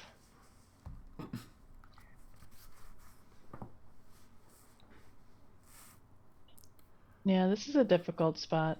Wow. With the club in the hand. I mean, I think you got a call here. Like, you're not loving it, but you can't fold a club here. We see the call, yeah. Check, quick check, and the 8 Yeah, wins. I think he's got to give up with the 8 and hope. Yep. Mm-hmm.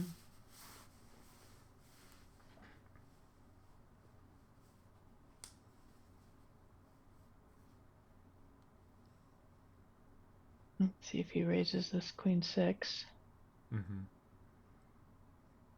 I always love when the cameras are on and you can kind of see when someone goes to like type out a bet. Poker Now has it so it's like not super easy to just like click with your mouse. You kind of have to like type things out. Oh man! So like I could see like Rob going in there and like clicking stuff. So it's like I know he's raising, and I know he's not raising to like just 2x. So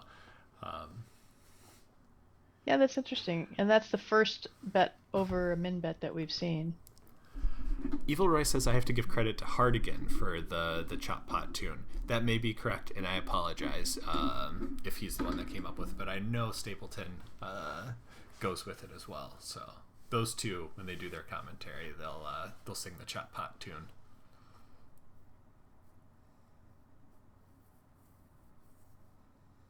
Yeah, so Rob's kind of switching. He's going to a 2.2x open size. It's unusual. Like now that he's shorter, he's upping his raise size. Usually the other way around, but you think it's a nerves thing, maybe like first starting off the match and just like okay raising, but then like maybe feeling a little bit more comfortable and being like okay, I normally raise to 2.2. Let me just get back into the swing of things and go with that.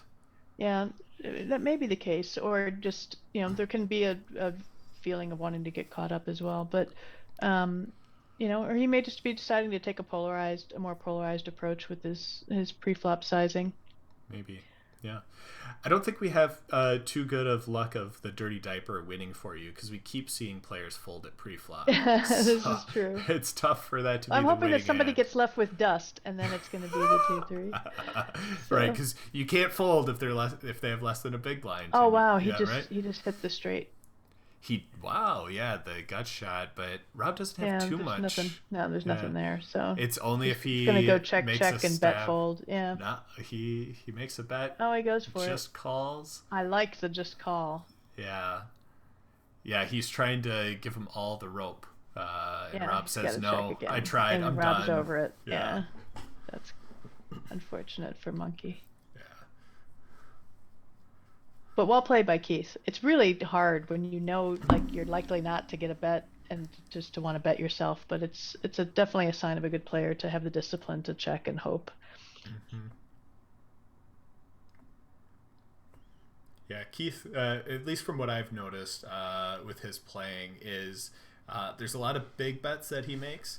But he also mixes it up and like has traps in there too, so it's really tough to like try and figure out like where is he at in this hand. All of a sudden he bet big. Was he trapping before and now he's trying to go for value, or does he have nothing and he's trying to blow me off the hand? Definitely a tough style to play against. Yeah, he's mixing it up quite a bit. And Rob's just not hitting anything, but Keith isn't really here either. Yep, but a bet should take it here, and I think like betting a third here, should do it. Ace Queen versus Ace 4. We've seen a lot of 3-bets from Keith, but will he make Ace 4 just a call? He does, just a call. Okay. So now Rob is min raising. Sorry, his stronger value. Maybe now that he's shorter than before too, he's going back to min raising. Mm-hmm. Now, with Keith having the Ace of Spades, this could get interesting, but for the giveaway for the winning hand, or no, I think you're talking on the board. I mean, for bluff opportunities for Keith. Mm-hmm. Yeah.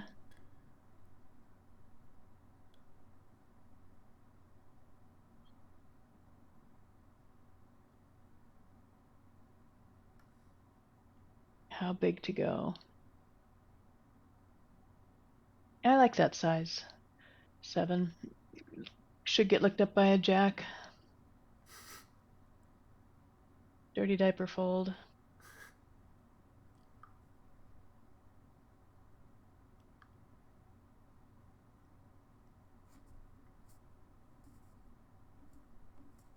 Too bad for Keith. Yeah. I know Keith has an aversion to pocket queens. So I'm kind of hoping we see some pocket queens get dealt to him, because I know how he feels about that hand. But I mean, pocket queens heads up is a huge monster. So we'll Monster hand. Rob may just find a fold here with this junk. Yeah, there he goes.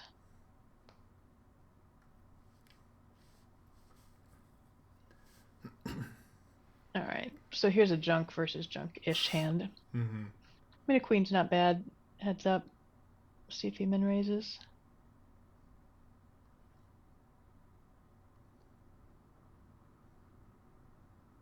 And does 4-5 get a call? Like, you've got some Oh, connected cards. It's worth yeah, it's defending. huge. It's just one big.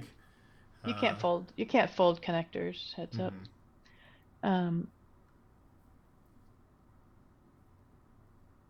Yeah, here I think a very small bet.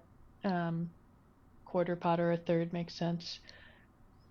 Yeah, I mean, we've seen Rob make some like 3 big blind sizes, so he definitely has some big sizes in there. But yeah, I think a smaller here definitely works better. Yeah.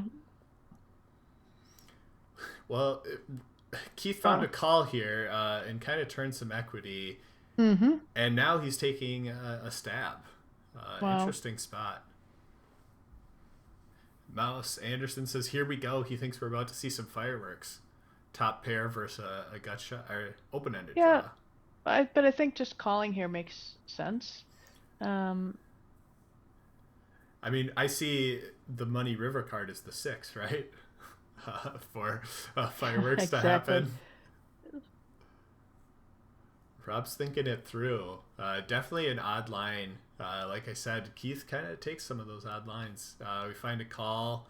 9 on the river does not improve Keith. Is he going to fire again? Yeah, it doesn't really hit anything that he would be check raising there, other than just if he had a set. So I think he just gives up versus that large sizing. Check. And Rob takes it down with the queen. And we're getting close back to even. Yep. Yeah, they're pretty even now. I think that was well played. I mean, I think he could have potentially led smaller there, and then he would have had to. I don't know. But yeah, like I said, Keith finds some like larger sizings to take, and at least for me personally, thinking about it, playing against it, like that's tough when someone goes bigger all of a sudden. How do you react to that? Like we saw Rob really hesitate with top pair, bad kicker in that spot. Right. I mean, I think the nice thing is you tend to get a fairly pure response. Is he doesn't have a queen, you may just get a fold there with most of anything else. Oh, this is interesting. Yeah, we've got gut shot and 2 overs and a flush draw. So let's see what he does there. You might make a larger bet here. Go smaller, 1.4. I think that's fine. We haven't been seeing a ton of check raising from Rob. Yep. So.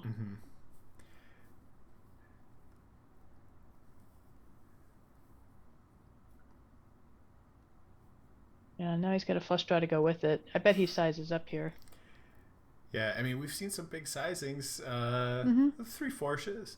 It's kind of what I expected, but I also wasn't going to be surprised if he went pot or even potentially over pot there, just given his style. But 3/4 to me feels about right. I think that sizing is great. Yeah.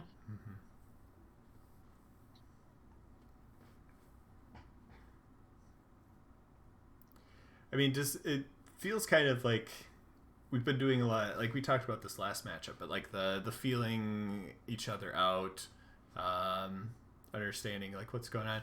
Looks like Rob may have lost connection or something here. That's the benefit of Poker Now. We can now he's back. Yeah, we can make sure we don't have someone get dealt out or anything like that. So okay, that's nice. You there just we go. Hold the game. Yep. Just you can hit pause. So that's awesome. It doesn't look like it's an issue, but that is part of the benefit of this, is that like you never have to worry about connection issues or dropping or something like that. So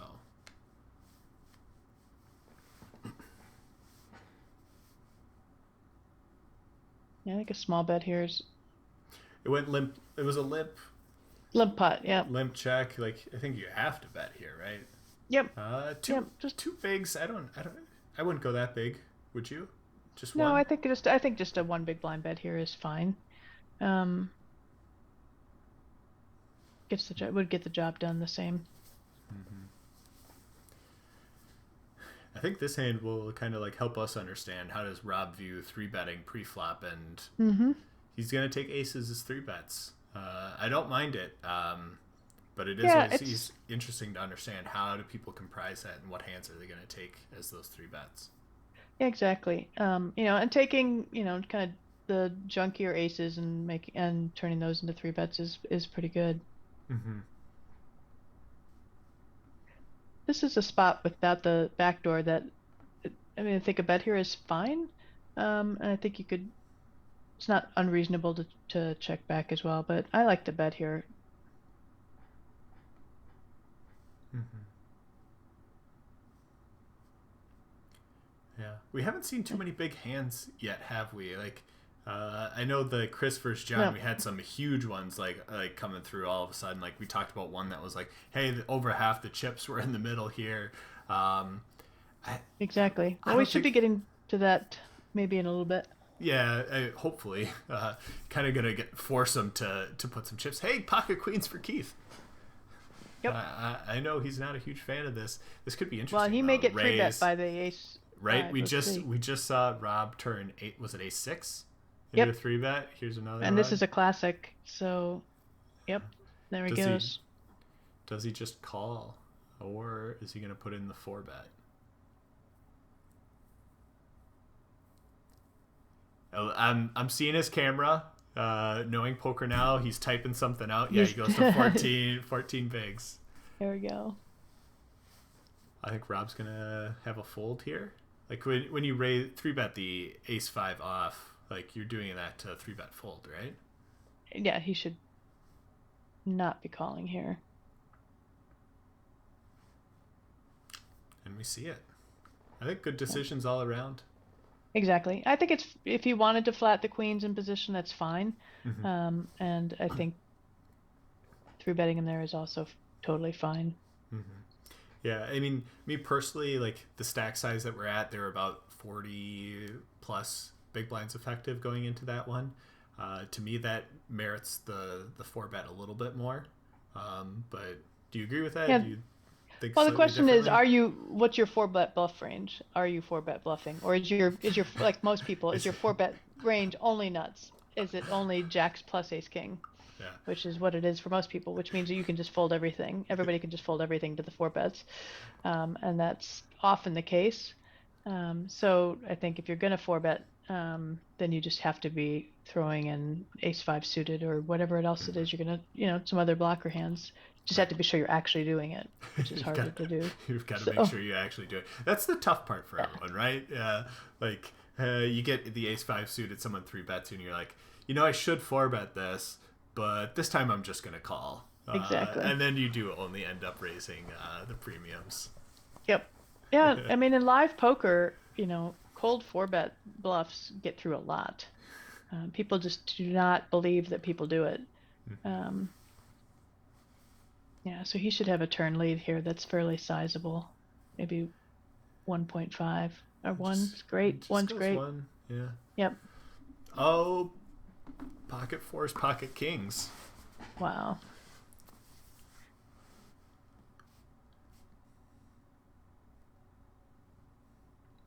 My guess is that it goes three bet call, and they go to a flop. Yep. Yep. And there it is. Top set feels pretty comfy for Rob here. Yeah, but it also looks extremely suspicious not to bet here, but I think it's fine to check. Um, yeah, and now you're not loving it. Hmm. Pretty easy fold for Keith here. Pocket fours on this Yeah. board when your opponent three bet you. I Yeah. mean, He you should be out of there. just be praying that he's got ace high, which is just tough to call in that spot. And we're back to even. We haven't had too many pendulum swings, and even the movements one way or the other really just have been just like slight triggers one way or the other. Yeah, it's been a really back and forth even match. Yeah, hopefully you don't have any other obligations later tonight, because I don't know, this is feeling like a match that could go a long time with these two just delivering small jabs. Yep. I mean, we eventually in the last matchup saw Chris and John throwing some big right hooks and really getting into some hands, but this one has been pretty mild so far. Exactly. Sooner or later it happens. Plus the blinds go up in 2 minutes. So. Mm-hmm. Yeah, I like the bet, the protection bet here with the 9. Yeah. Mm-hmm. Yeah, it's so hard to make a pair, right? Yep. Yeah, both of these guys though are taking a more aggressive approach in position, and I like that. A king 5 offsuit bet or a 3-bet. Yep, he's choosing his offsuit aces and kings, I think, just across the board. But he's not going to get a fold here with a c-bet. No, not with top pair. Wow, and he goes big. Draw. Yeah, he's choosing some of these larger half pot and sizes. a small raise and a quick call. Wow, okay. Here comes the haymakers.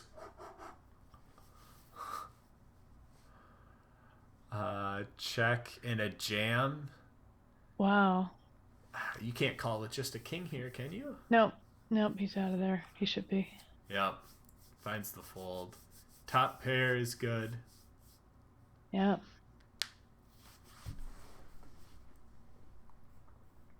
Suited king versus suited king. So I'm wondering if Keith has a bit of a read on him for his sizing. There, figuring if he, flopped a straight, flopped a set, he would likely play it slower than that and be betting smaller, and so just decided he didn't buy it. Right. And then his top pair was good. Very likely that could be. Yeah.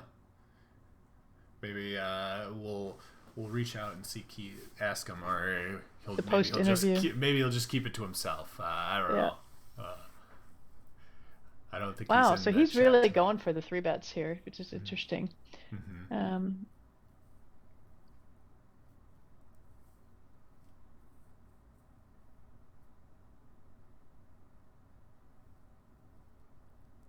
So small stab here is reasonable. He's not going to get it fold.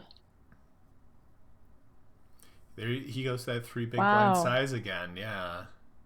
And turns some decent equity, gets an open-ended straight draw plus a flush draw, and just snap checks. Wow. Okay. I personally would love to see a bet there. Yeah. Well, he also may have decided at that point that no matter what on the river, he doesn't want to get blown off his equity or something like that. Right, but also it could look like an ace that was scared a flush came in, and he's going to try to, and now he's going to dip at the river. Goes. 7 bigs. Yep. Yeah, I see some pain in Keith there as that bet went in. The river king, always worried about the ace. Yeah, it's tough to make a call here with a queen.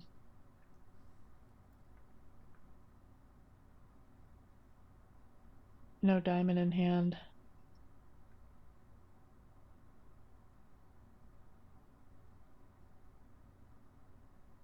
Digging into the. You don't love having clubs here either, because you're he makes blocking the call. The back door. Yeah. Good call. Nice call. Finds the right spot. That one hurts for Rob. If Rob would have got that through, we would have been very even. Now that one really tips the scale. We got 20 bigs versus 50 bigs. Yep. Still plenty of chips to play with. Right. One big hand and he's back to even. He's in the lead then. Then it's 40-30 in terms of big blinds. So yeah, cannot. But not even an all in, but just one. Decent hand true. And he's back. This seems like it might be a decent hand, but not in his favor. Yeah, this is going to be trouble. When you have pocket aces, you always dream that your opponent flops top pair. Yep, especially heads up. Yeah. Yep, I like the small bet here. I mean, if this is it, because it could be ace of spades in his hand. In his hand. Is that all it takes? I thought. So it would be the win. Potentially be the winning hand. We would pick a winner if this ends So let's up being hope the that last he one. Yeah, no one guessed it to get it in then. No one guessed aces, so no one would be an individual winner, but we would trigger someone winning tonight. But yeah, he'd have to go all in. Betting kind of small here because now he's got a jam, Mm-hmm. Which hopefully he will. But yeah, I think sizing up a little bit there would have been. He does jam. Is Rob going to find the call with top pair? He's got a call with. He calls. Pair. Yep. Aces Ace win. Of spades. Wow, we got it. You picked it. Everyone needs to throw a thank you out there for you. You just made it so we triggered a giveaway. So we'll do that at the end tonight. So we're gonna pick one winner. Out of the people that have made guesses tonight, I'm gonna make a list and I'm gonna find a winner. And they'll win one of our giveaway prizes. But we'll still keep the stuff going for everyone. You can keep guessing on the upcoming matchups. But before we flip to the next one, Lara, anything like what'd you think of that one? I thought that was a great match. It was definitely some more aggressive play by both, and some just I thought well-timed bluffs. Some interesting sizings, larger, just as you predicted, because you I guess know the players well. And obviously the last hand kind of plays itself. There's no you can't get away from top pair, heads up. So I thought it was good play all around by both. Anything else that you? Yeah, I mean, it kind of what I expected in terms of. I know Rob definitely likes to kind of play his like feel it out strategy types of things, but he does incorporate 3-bets. I didn't expect too many check raises from him, and I don't think we saw too many. So no, yeah, it definitely was a good matchup. We see Keith moving on, so second place last year. He's going to find his way on into the second round this year. So we've got Chris already advancing with the first matchup tonight, and also Keith now making it on to the second round. So. Yeah, everyone get the guesses in there. I see everyone's throwing their guesses out there for this next matchup. But this next one, I think, sits a little bit near and dear to you, Lara. Your friend Eric Jin is going to be competing. And skydiving legend. Yeah, against his friend Jamel. We have Fortune versus Binkley, as we always see it in the home game. I am excited for this one. If you talk to me about, hey, Taylor, last year, what was your favorite moment? I believe it was on a river, Eric found a very ballsy 3-bet bluff on the river with like just ace high or something like that versus his opponent. And it got his opponent to fold. It was the best bluff that we had all MaREC Madness long. And we saw it from Eric. So nice. I'm a little bit impartial to wanting to see him play, wanting to see him find some aggressive lines. I know you're a bit impartial, but I'm excited for this one because these two, I think, could just like go after each other. It sounds like a great matchup. We just need the cards to work in our favor here. Like I said, they both do peel all the time. They both kind of know each other's style. So this should be really interesting. What happens if the ace of spades wins again? Good question. I was only planning on doing one giveaway tonight, but I don't know. You twist my arm. Are we gonna let it win twice? I think so. Seems fair. All right. What are the odds? If it's one card, I had you pick one card. What was the chance that it was gonna win? It didn't seem that likely, but you did it. So nice. But yeah, if the ace of spades hits, we'll do it again. Why not? We'll pick two separate winners, so no one could win twice. They can't double up. Yeah. Yeah. I think that's fair. So, in terms of winning hands, we got out there Deuce 9 from Poker Geek, 7 8, nice. King Jack 5 5, Queen 10, Pocket 9s, 8 9, Pocket 10s, and Ace 10 out there. So, go out there, put your guesses in the chat if you haven't. But otherwise, we're gonna get ready to flip over and show this Eric versus Fortune matchup. Lara, your prediction for the winner, is it who I think it's going to be? Well, I'm still going to predict my friend, but it sounds like these guys are going to be evenly matched, and it sounds like a this could be some fireworks. So I'm excited to see what happens. Yeah, we just need the cards to work in our favor, so hopefully that works. So yeah, we've got them on the table. It looks like they're ready to go now, and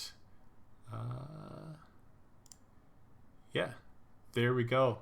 Eric versus Fortune, or Binkley versus Fortune. Looks like we don't have the cards up. We might. Let me see if I can't get them to go through it. Why don't you pretend like you know what cards they have here, Lara? What would you raise with two random cards on the dealer button here? Let's see. I don't know if I'm. So 2.25. So at least we'll see if that ends up being a standard raise size for him. Jack 4-9. I think reasonable for Eric to take a stab with whatever it is he has. All right, hopefully the cards are going to show up later.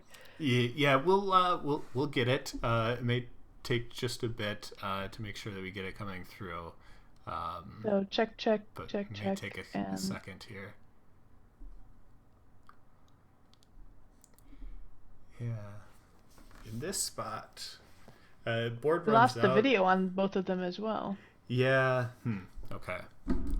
We will get that fixed, but I mean, we can see the 8 big blind bet. That's a pretty big bet here. I think this is a classic between them, though. Like, honestly speaking, like, hey, this board has run out very. It's been very textured. It's shifted. You know, who could have the best hand in these spots. So I'm not surprised to see it. Ooh. Oh, okay. Well, we see that hand, King 10, rivering the straight, and we've immediately gone to a 2-1 chip advantage. Wow. We don't know what Fortune had there, but wasn't a flush, and it lost to a straight. But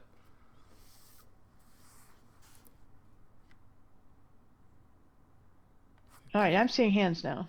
there we go. Okay, there we go. Yep. We don't see the video of them still, but yeah, and I mean that's okay. fine. Like we kind of say, like, if you ought to have your video on, you can, or you don't have to, type of thing. I think it adds a little bit to it, but yeah, it definitely adds some color to it. But there we go. It's nice. Yeah. All right, so we should see a raise here from Eric. Oh, no raise. Not raising the Jack 10 off. Is it possible he must have had? Is it possible he's timed out? Is there? It didn't seem like it, but hopefully, I know there's some issues with the cards and stuff. But So Fortune, 3x from him with Ace King suited. We'll see if he ends up raising larger with. And I wonder. Yeah. So Fortune is very much a cash game player. He very much gravitates towards that, and I think that's where a lot of those like 3x tendencies come from for him. So like, I'm not surprised to see that out of him. I think that Eric is timed out. Did he fold a couple times? We can always pause it just to make sure. This will be an easy indicator. Yep. Let's see. Either that, or we're just needling him for being too tight. See, there he is. There he goes. All right. We We should see a call here. Right, the Jack 7 suited. It's going to play well enough. No call. Wow.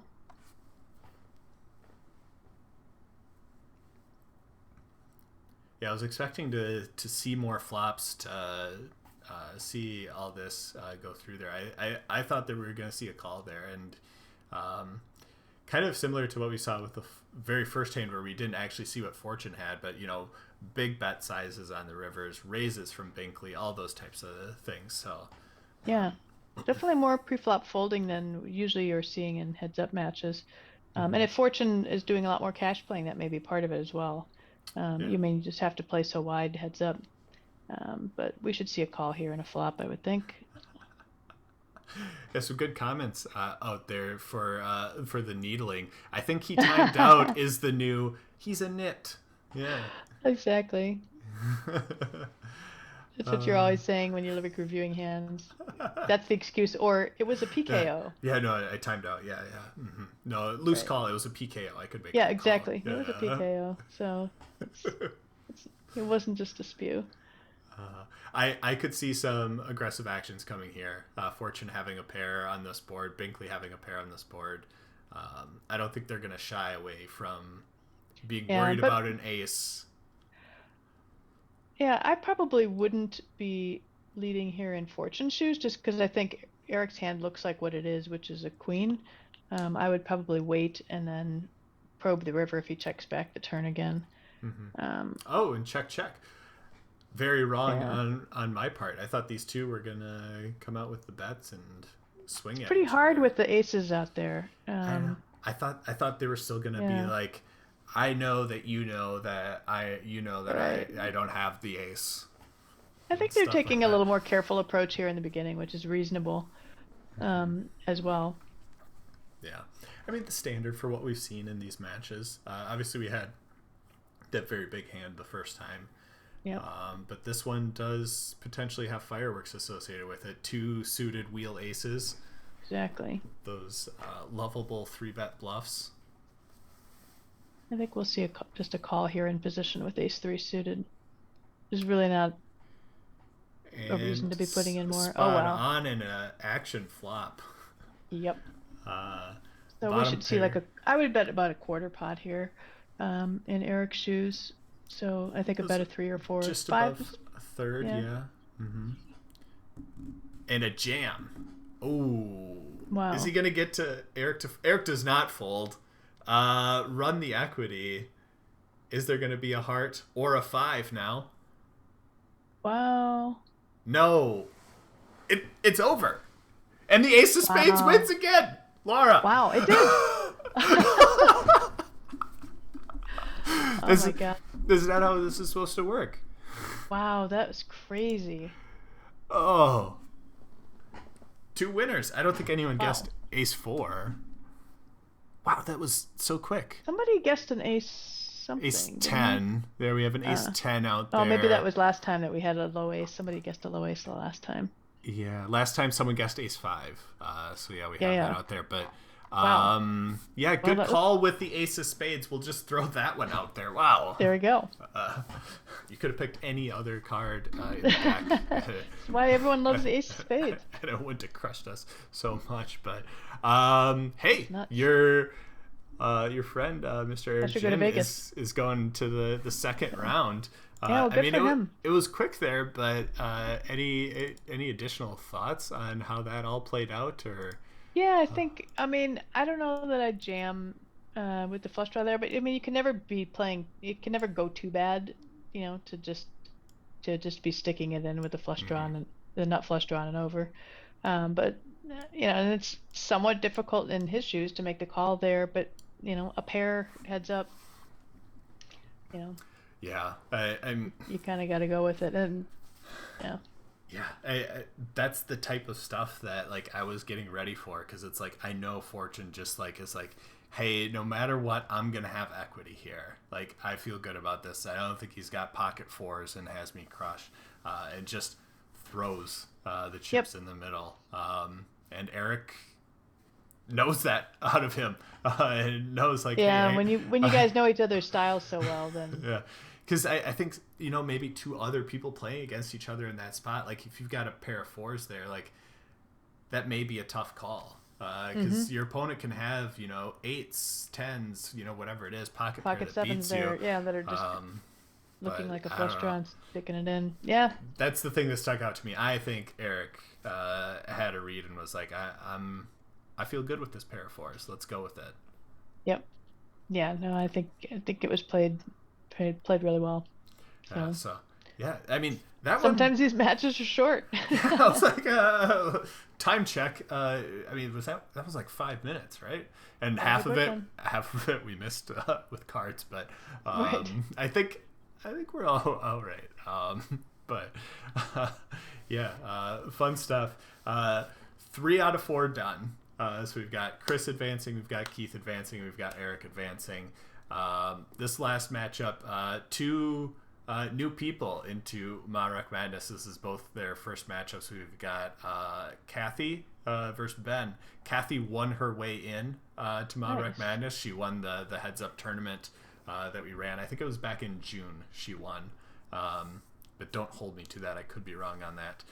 So she won her way in. She's our community member. She's a really strong player. I'm not gonna doubt her skills. And Ben, if you didn't know, he streams on Twitch. I believe his Twitch name is BJamin. Maybe with like 96 after it or something like that. But go check out his Twitch stream. I always like to promote all the other like content creators out there. He's part of our wrecking crew, and finally getting to compete in MaREC Madness. So welcome Ben and Kathy to their first matchups. We're going to flip over there in a little bit. I don't have too much to prep you with in terms of player styles or how they've done in past years, but just off of names and other information, I need a winner pick from you. So well, I'm going to root for the woman. I'll be totally sexist.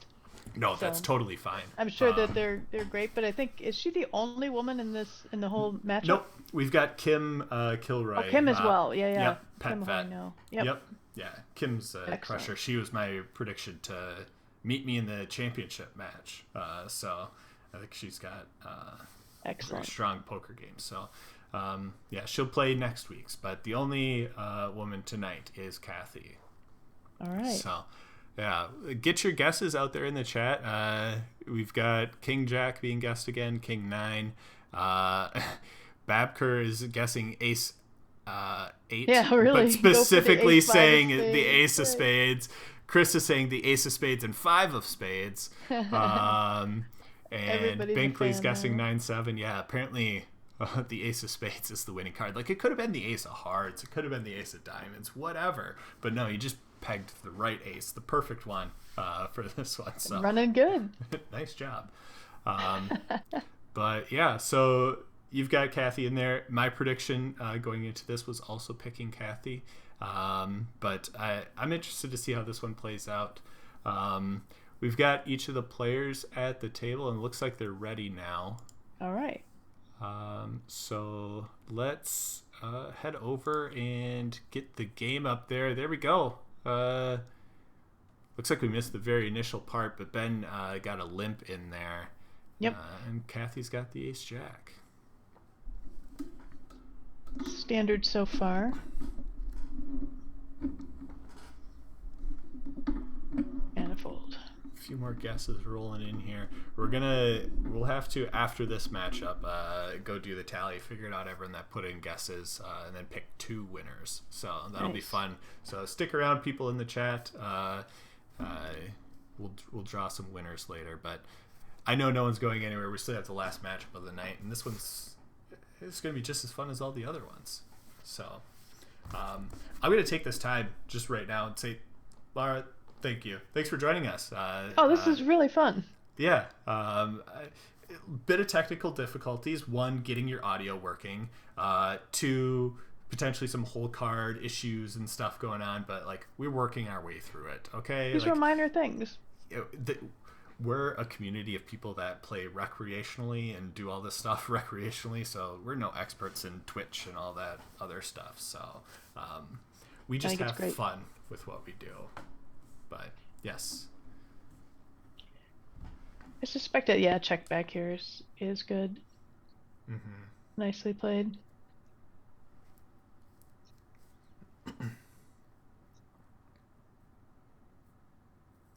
Another limp from Ben. At least so far, the player that has embraced the limping strategy the most. I know it's still early, but a lot of other players were taking, min raise lines and stuff like that. I'm interested to see how much Ben sticks with the limping strategy, especially 70-ish bigs deep. Yeah, I think we'll see if he ends up raising good cards, limping weaker ones, or how that ends up working for him. This is a nice call here. Mm-hmm.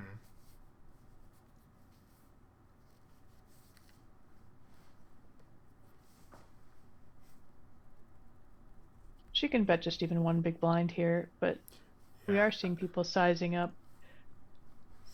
I mean, if it was me, my gut reaction is to bet 1.5 in this spot.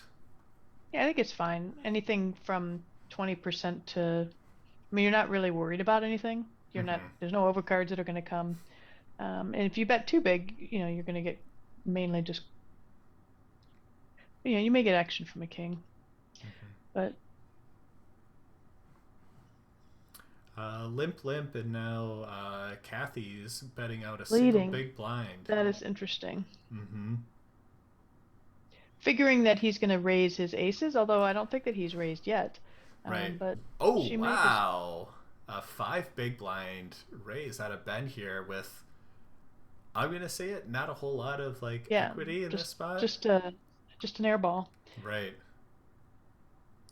Is it a read? Is So it I think feeling he's someone just perceiving out? her donk betting as being weak. Mm-hmm. He gets a fold. Yeah. So it worked out. Yeah. Very interesting though. In terms of like how that potentially plays into future action or future decisions, how each of them approach different things. It's very much like you talked so much about like feeling people out and then like using that to like help decide. I feel like that one's gonna like dictate some future action potentially. Like Kathy taking a lead and then Ben immediately like slamming the door shut, saying, "Nope, I'm gonna raise. I had the position here." Well, it implies that he is intending to limp his whole range, and he did limp a weak ace, I believe, Oh, earlier as and well. And now a so raise, so two now and a he's, half. Yeah. it's interesting. Mixing it up, who knows? Yeah, I think a check back or a bet here is fine with his gut shot, no heart. Um,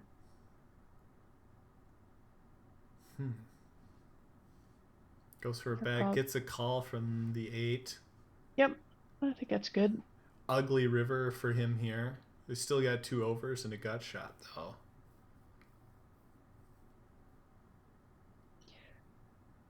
Yeah, it's an awkward spot. I think I would probably, yeah, I would maybe choose to bet large there, but It's such a weird like. Do you like? It's a draw heavy board, but um, you're also drawing. Like, how do you view those different spots? And Kathy now, you check too much. I've got 2 pair. I'm gonna try and get some value, but Ben yep. just finds the fold. Yeah, I think the play there was just it was for him to make a big bet on the turn there with a gut shot.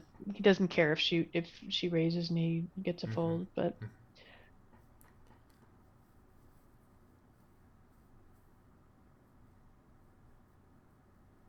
and Kathy so far is sticking, I think, mostly with min raise, which I like.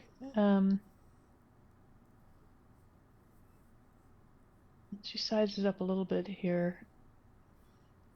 Yeah, I was kind of curious to see how Kathy played in this because I've seen her in the home game, and she's one of the players. Like whenever she 3-bets me, like I take it serious because I think she 3-bets a very like strong range and doesn't include a whole lot of bluffs in there. And I was curious how she was going to adapt to the heads up because you can't just stick too strictly to the like I'm only going to play premiums. Oh, for sure. Spot. But at least from what I've been seeing to start here. I'm really liking the style that she's taking here. Like not going too big. This bet with 3 doesn't really make a lot of sense to me on the river.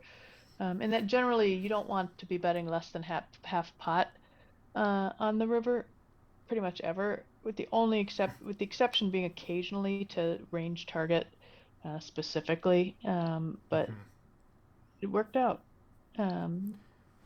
Well, it didn't work for her. She got called by a pair of Oh, did he 4s. call? That, I missed. yes, Okay, I yep, missed the call then. Oh, yeah. He called, kind of reset some of it because I think she had been like stealing some of these hands, or sorry, just winning the hands up until this point. So he's got a gut shot, but yeah, with that 7-8, you just got to be out of there. Well, calls. It hits an 8. Not really what he was looking for. He's obviously hoping for the 9. Yeah. Kathy is still on just 2 overs. Doesn't feel too comfortable. Ben doesn't feel too comfortable. It's a battle of who doesn't feel comfortable here. It's pretty tough. Like But if you're it's going to call the flop bet, now you're kind of a little bit stuck in it. yeah, to call the river. But will Kathy go for a triple barrel? Oh, Chris said the 9 would be dirty now. That's very true. She does and goes small. We saw Ben call before with the It's small really sizing. interesting. I mean, I think even a tiny bet here might be ideal, just to target misses of flush draws and worse ace highs. It, But this is yeah. likely going to get called by, Wow. well, got the fold from the 8. It's Mm-hmm. interesting. You could see on the camera he did not look comfortable there. Yeah. He did not like facing a triple barrel there, even for the smaller sizing on the river. This is a nice spot for him to 3-bet. Mm-hmm. But calling is also fine, of course. Mm-hmm. He was in rocking chair agony. Yeah, I admit I Uh, do that too. Like in my office chair, I'm like, oh, like like, what, really? what's going on? So he does 3-bet here, which is nice. And I like Mm-hmm. the sizing, gets the fold. Yep. Mm-hmm.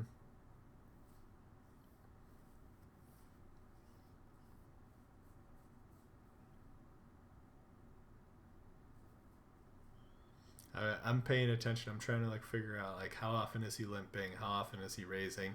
When he's raising, he's going 2.5, so he is going Yeah, a little bit bigger. it's hard to see if he's changed partway through or if he's actually just raising kind of the middle stuff, and then limping his trash and his best hands. That's what it seems like so far. Mm-hmm. Um,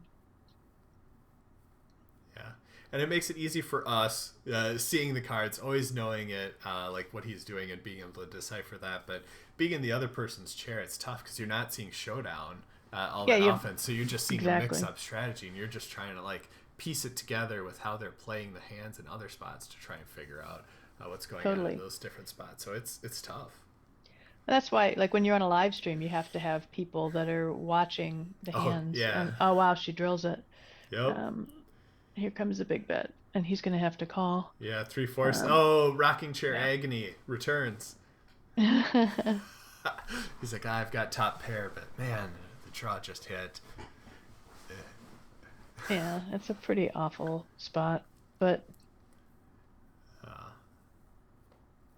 versus that sizing, I don't think you can fold. mm-hmm. But Yeah, I'm. without any player specific reads, and he may know her style of play or something about her. I mean, But I don't know about you. If I'm in Ben's spot, I'm doing the same thing, just putting myself in agony for a little bit, and then eventually hitting call. Yeah, but is that how you approach it? Just kind of like, well, I bite. mean, you just gotta like looking at the size of the bet. I mean, you just can't fold that much of your Yeah. range Mm-hmm. to so if you're folding top pair, you're going to be over folding on that Yeah, bet this could be interesting. We saw him for turn sure. suited ace into a 3-bet before. I think it's safe to assume he's going to do that again. But Yeah, ace six suited is one of the ones where it's the worst suited ace. mhm. In a way, you can't make a wheel. It's fine to call here. It's fine to turn it into a bluff either way. I mean, not into a bluff, but just to 3-bet it. At this stack depth, I'd rather be 3-betting my offsuit aces that I don't really care that much if she 4-bets and I have to fold. Here, if I have to fold to a 4-bet, I'm sad. Right. And Mm-hmm. so she may just turn to make it like 13 here, which puts him in an awful spot. But she may also choose to call. 16. Yeah, putting the pressure Yeah, on. yeah. So now he's in an awful spot. More rocking chair agony. Yeah, that's and Yeah, you totally called that one. It does feel really tough because it's like, do you fold here? You, well, now you kind of have to, but that's the problem yeah. with as you get shallower, the suited aces end up being so strong that you don't really want to end up having to 3-bet fold them. Mm-hmm. So the offsuit ones are better. Yeah. Chris has a question in the chat. You talked about watching a live stream and potentially having someone there like Oh watching it yeah, for for you. sure. Like, what are the kinds of So things like you want to get relayed to you from so someone what watching? ends up happening is usually you can't get a lot of information while you're playing the first thing before the first break, and so I usually have somebody watching the live stream And ideally they're in the audience too, so they can see some of the other hands that are happening before the delay. So when you're on break, if there's showdowns and stuff, and have a sense for what's going on. But I mean, you just want to have, they'll write down, having the person write down key hands to be able to tell you. Like for the bracelet event, I had somebody that was telling me that the chip leader, all of the three bet bluff, all of the three bets she was making were value. That it wasn't, because there were quite a lot of them, and you feel like, wow, you're just kind of getting owned. And it was like, no, it's been value the whole time. And getting some confirmation on just what hands were in these key spots is just so helpful to help refine your reads. Yeah. I bet that's like super relieving though. Like when you're like playing that and like they keep three betting and you keep trying to be like, oh man, like they've got to be bluffing here, and then someone just says, I'm like getting no, owned. value every single time. Like that's got to feel just like a weight off the shoulders, because then you're just like, oh, whew, okay, cool. Yeah, exactly. Kings. We saw Kathy with queens already. Yep. Now with kings. So let's see how big she raises here. If she min raises again. Yeah, it's been consistent. I love to see that consistency. That's great. Yeah. Yeah. The ace magnets. That's what they call that it, you're right? looking for. Yeah. Yep. I mean, I'd almost rather have two aces out there than just a single ace. But it's still heads up. This is perfectly fine to bet, and I wouldn't bet that size because it doesn't. Yeah, I think just a one big blind bet there is fine. You definitely don't want to be putting a ton of money in against an ace, obviously. And you're happy to get the action with the diamond in your hand with the kings. Yeah.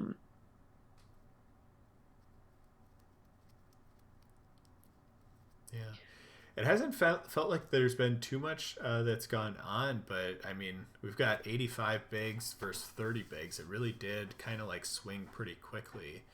Yep. Just a whole bunch of like medium-sized hands all going in Kathy's favor so far. Queens obviously helps. Kings obviously helps. But yeah, this kind of quickly turned into a Kathy-led matchup. Yeah, and it's tough. You can't just keep folding a bunch of equity away either, but it does get quite expensive if you have a few hands where you end up having to call river bets. And jacks now. Yeah. Yeah, she keeps getting premiums when he has hands that he's got to call with, and at least get involved somewhat with. Oh, here we go. Okay, no one has the ace of spades, so we know this matchup isn't going to end here. But so this she should, if she makes a small bet here, and then she should probably bet like 1 or 1.5 at the most, but she bets half pot. So he can check raise here, or he can call. Either way, I think a small check raise is nice. 6, yeah. Yeah, he makes it 3x, which is a little bigger. But so does she just stick it in now? Does not. Nope. Yeah. Yeah. So. So let's see what he does here now. You were going to say? I was going to say, just from my knowledge of how Kathy plays, I am not surprised to see the call there. Right. I've got value. I'm just going to let them keep betting into me. If I jam, he's only going to call with better and stuff like that. Wow. So he checks the turn, which is interesting. I would have probably bet a quarter pot there, but I think he's decided that once she called that check raise, he's done with it if he doesn't hit. So yeah, he's half pot. And you got to just fold. I mean, you're blocking the bluffs, and she's already shown that she's. Yeah, I'm surprised we haven't seen a fold just yet. Like he even loses to ace highs. And stuff like that. Yeah. Well, he's not going to call. The only thing to do would raise, be try to bluff and jam, but I think you got to kind of give it up there. Yeah, you block all the hands that you'd want him to fold. Yeah, exactly. Fold. So it's perfectly fine to expand the limping range now that he's short, but he can, it's still fine to min raise, but he can just limp the majority of his range here as well, which he is. Yeah. So like this short, you start mixing in some limps. Do you have some jams in there too? Like, are you just jamming 15 bigs ever, or is it's always just like limp or min raise type of strategy? I mean, I don't have all the charts. I mean, I don't play that much heads up, obviously. It'd be nice to be at Well, final tables all the time, yeah, but you have in a but I couple key think spots, so yeah, yeah. I think one of the things is that it is. I mean, we're finding even in non-heads up spots that you know these just open jamming 15 bigs, say in an MTT, is mostly not a thing. You can jam like small pairs and some aces from like the button, Or and over a obviously small raise. blind is a different. No, no, I'm talking about you were Yeah, talking about yeah, open yeah, yeah, jamming. yeah. I mean Oh, what a rejamming is call! She called with the Jack 7 off. wow, We're running it here. And a 7 hits? wow. There's no ace of spades involved though, so No it's ace of gonna spades. So does three on that the mean? river. Oh, no. Oh, Wow. wow. I did not expect to see a call there from the Jack 7. Yeah. I gotta say I'm It's surprised. just She's taking a picture of it. She's happy that she got the win. So yeah, congrats, Kathy. wow. Nice. Wow. So Um, yeah, that was I mean another good match. That was just some of these things can just go like right. fast. You almost don't even like You just blinked. remember it happening. Yeah. And there we go. We're advancing Kathy. So nice. Wow. She that was like how do I describe it? It just one sided. The table was tilted. She got all the good cards. Yep. Just everything in her favor. So Yeah. I congrats mean to Kathy. that can definitely happen. They both played well, but yeah, getting hit with the deck is certainly helpful as well. Yeah.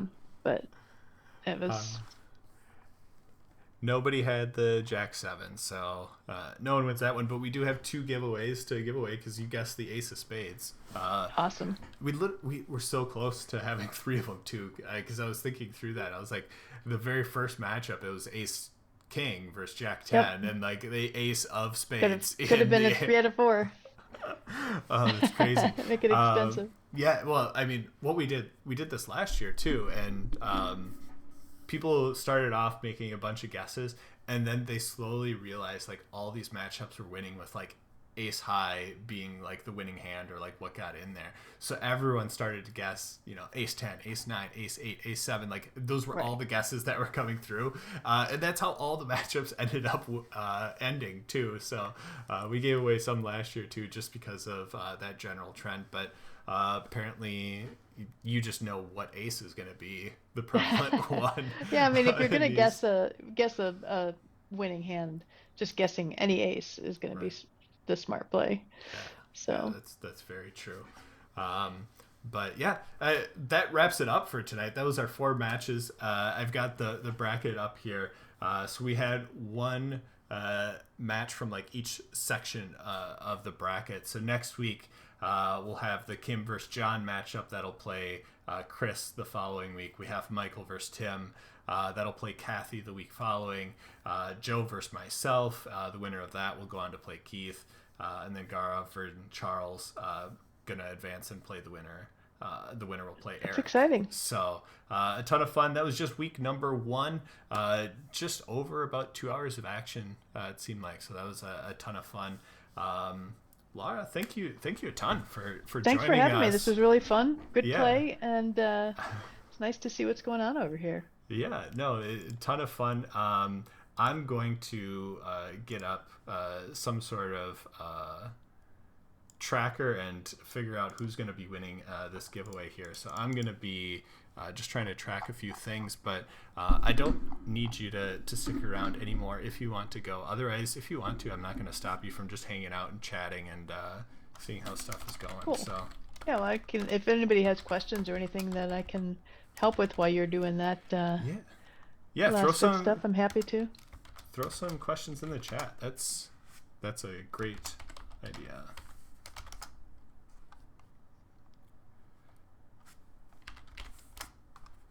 I don't have the chat up, so hopefully you do. Oh yeah, for well, sure. I Am have the gonna try to chat win up, any more but bracelets this summer. Yes, I'm actually going to go out to the World Series for 5 weeks of it this year. oh, nice. So yeah, so I'm going to do a 2-week trip and then a 3-week trip. So it'll be really nice. So Yeah, so I'm gonna throw in questions and stuff too. Do you travel a Yeah. lot to play poker? I haven't done a ton in the past other than the World Series. I play WPT things some, and so obviously the WPT Prime that was in Vegas, but I've been down to Florida.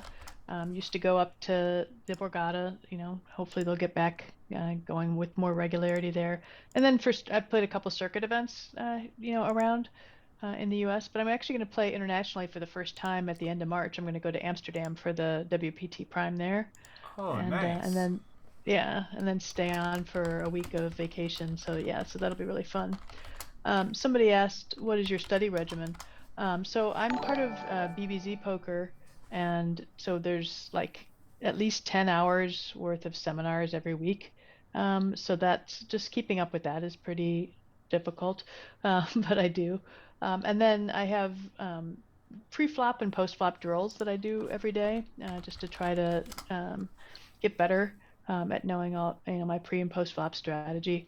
Hand history reviews of my own, and then just some other miscellaneous videos from different things. So I'm pretty into the mental game side of things. I've worked a lot with Elliot Rowe, and so um, you know, doing some mental game stuff, whether it's books or videos. So that's pretty much. But I study a lot more than I play. So I Nice. mean, it's hard. I'm going to start cutting back on work in April, so I'll be playing online a little bit more. But I've usually only been playing online a couple days a month, and then just hitting whatever live things I hit throughout the year. But I probably play less than almost anybody as far as doing the stuff that I've done. But I think, I mean, the studying is the key to everything. You know. Nice. To have your results and to say that you play as little as you do is kind of showy, you know. Well, I think it shows the power of. I mean, I've obviously had some serious Oh, run good, but yeah. it's no. I mean, I think the studying is the key, and then having just good routines, and that sort of thing. But you know, I think it can be hard. It can be you can do it the other way and end up just overplaying and not spending as much time studying Yeah. and learning. And I mean, in the beginning when I first started, there just wasn't much out there. So it wasn't, I used to play actually a lot more because there was just like there was Sklansky and there was Harrington and there was Super System and that was it. There was like not really much else. And now there's just so much content that you can't possibly begin to take it all in. There's just so much you have to pick and choose. So. But I mean, I think the if there's yeah, exactly. Study material FOMO. I have it for sure. I think everybody's had the experience of like buying a course or whatever, and then you don't even have the time to get around to it, but you just like you don't want to miss out on it because it's on sale. So you grab stuff. But just training as a board. I think that being a being a doc and being a radiologist, honestly, as a radiologist, it's hours of, I work from home. It's 6 hours straight of just focusing and concentrating. And like the one thing I see a lot playing live is that people now, because of smartphones and, all this stuff like, different social media things, people don't have the attention span. And so I mean, everyone's guilty of it. Yeah. And that's why meditation and working on things that increase your focus, I mean, I know some people that will late register tournaments, not necessarily because they think that's just advantageous right as it is, but because they think that they don't have the ability to focus for the whole day, so they don't. And there can be advantages to late registering, but, to be able to play the early stages, um, if you're good at those early stages and you can focus all day, that's a superpower. And a lot of people just really aren't paying attention at the table. They're on their phones and they're doing stuff like that. And, I think to do well in multi-table tournaments, especially live ones, is to be able to just sit and sit and sit and not do much, and to have the patience to not feel like you need to make a move and make something happen. And I think people start out with a lot of patience and then they just like their patience just goes down and down and down throughout the day and they feel like they need to be actively doing something and they need to do something more, so they start splashing around and and making some ill-timed moves, and most of it's sitting around and you know waiting for the right spots to come up, and then you're still doing standard things, but the patience and the focus are the biggest things. Nice. Yeah, totally agree. I'm bad with attention span. So I try to play online and just like throw so many tables at me that like I can't lose focus. Yeah. Well, Yeah, and that's tough making the transition from online to live and back. Not only because the skill level is usually quite different live and online, but just where you have just that constant stimulation, and also you don't have to be patient to wait for good hands, because if you've got 6 or 8 tables going, like you got a good hand somewhere. Yeah. You don't get tempted into playing, like Jack 7 suited from under the gun because you haven't had anything in a while, or whatever. I feel personally attacked. Thank you. Yeah, I would play Jack 7 suited when I haven't played anything for a while. No. But so that's it's hard. But I think when I think back on the biggest successes that I've had, it's usually been where I haven't done anything particularly special. You're not really just you're just taking advantage of standard spots. Is trying to attack weakness where you see it, and then playing your button and cut off aggressively, and being stubborn from the blinds, and 3-betting from the blinds, and just kind of standard stuff, and nothing like extraordinary. But it's not losing chips, getting involved in calling and passive play, and trying to keep the aggressive play going.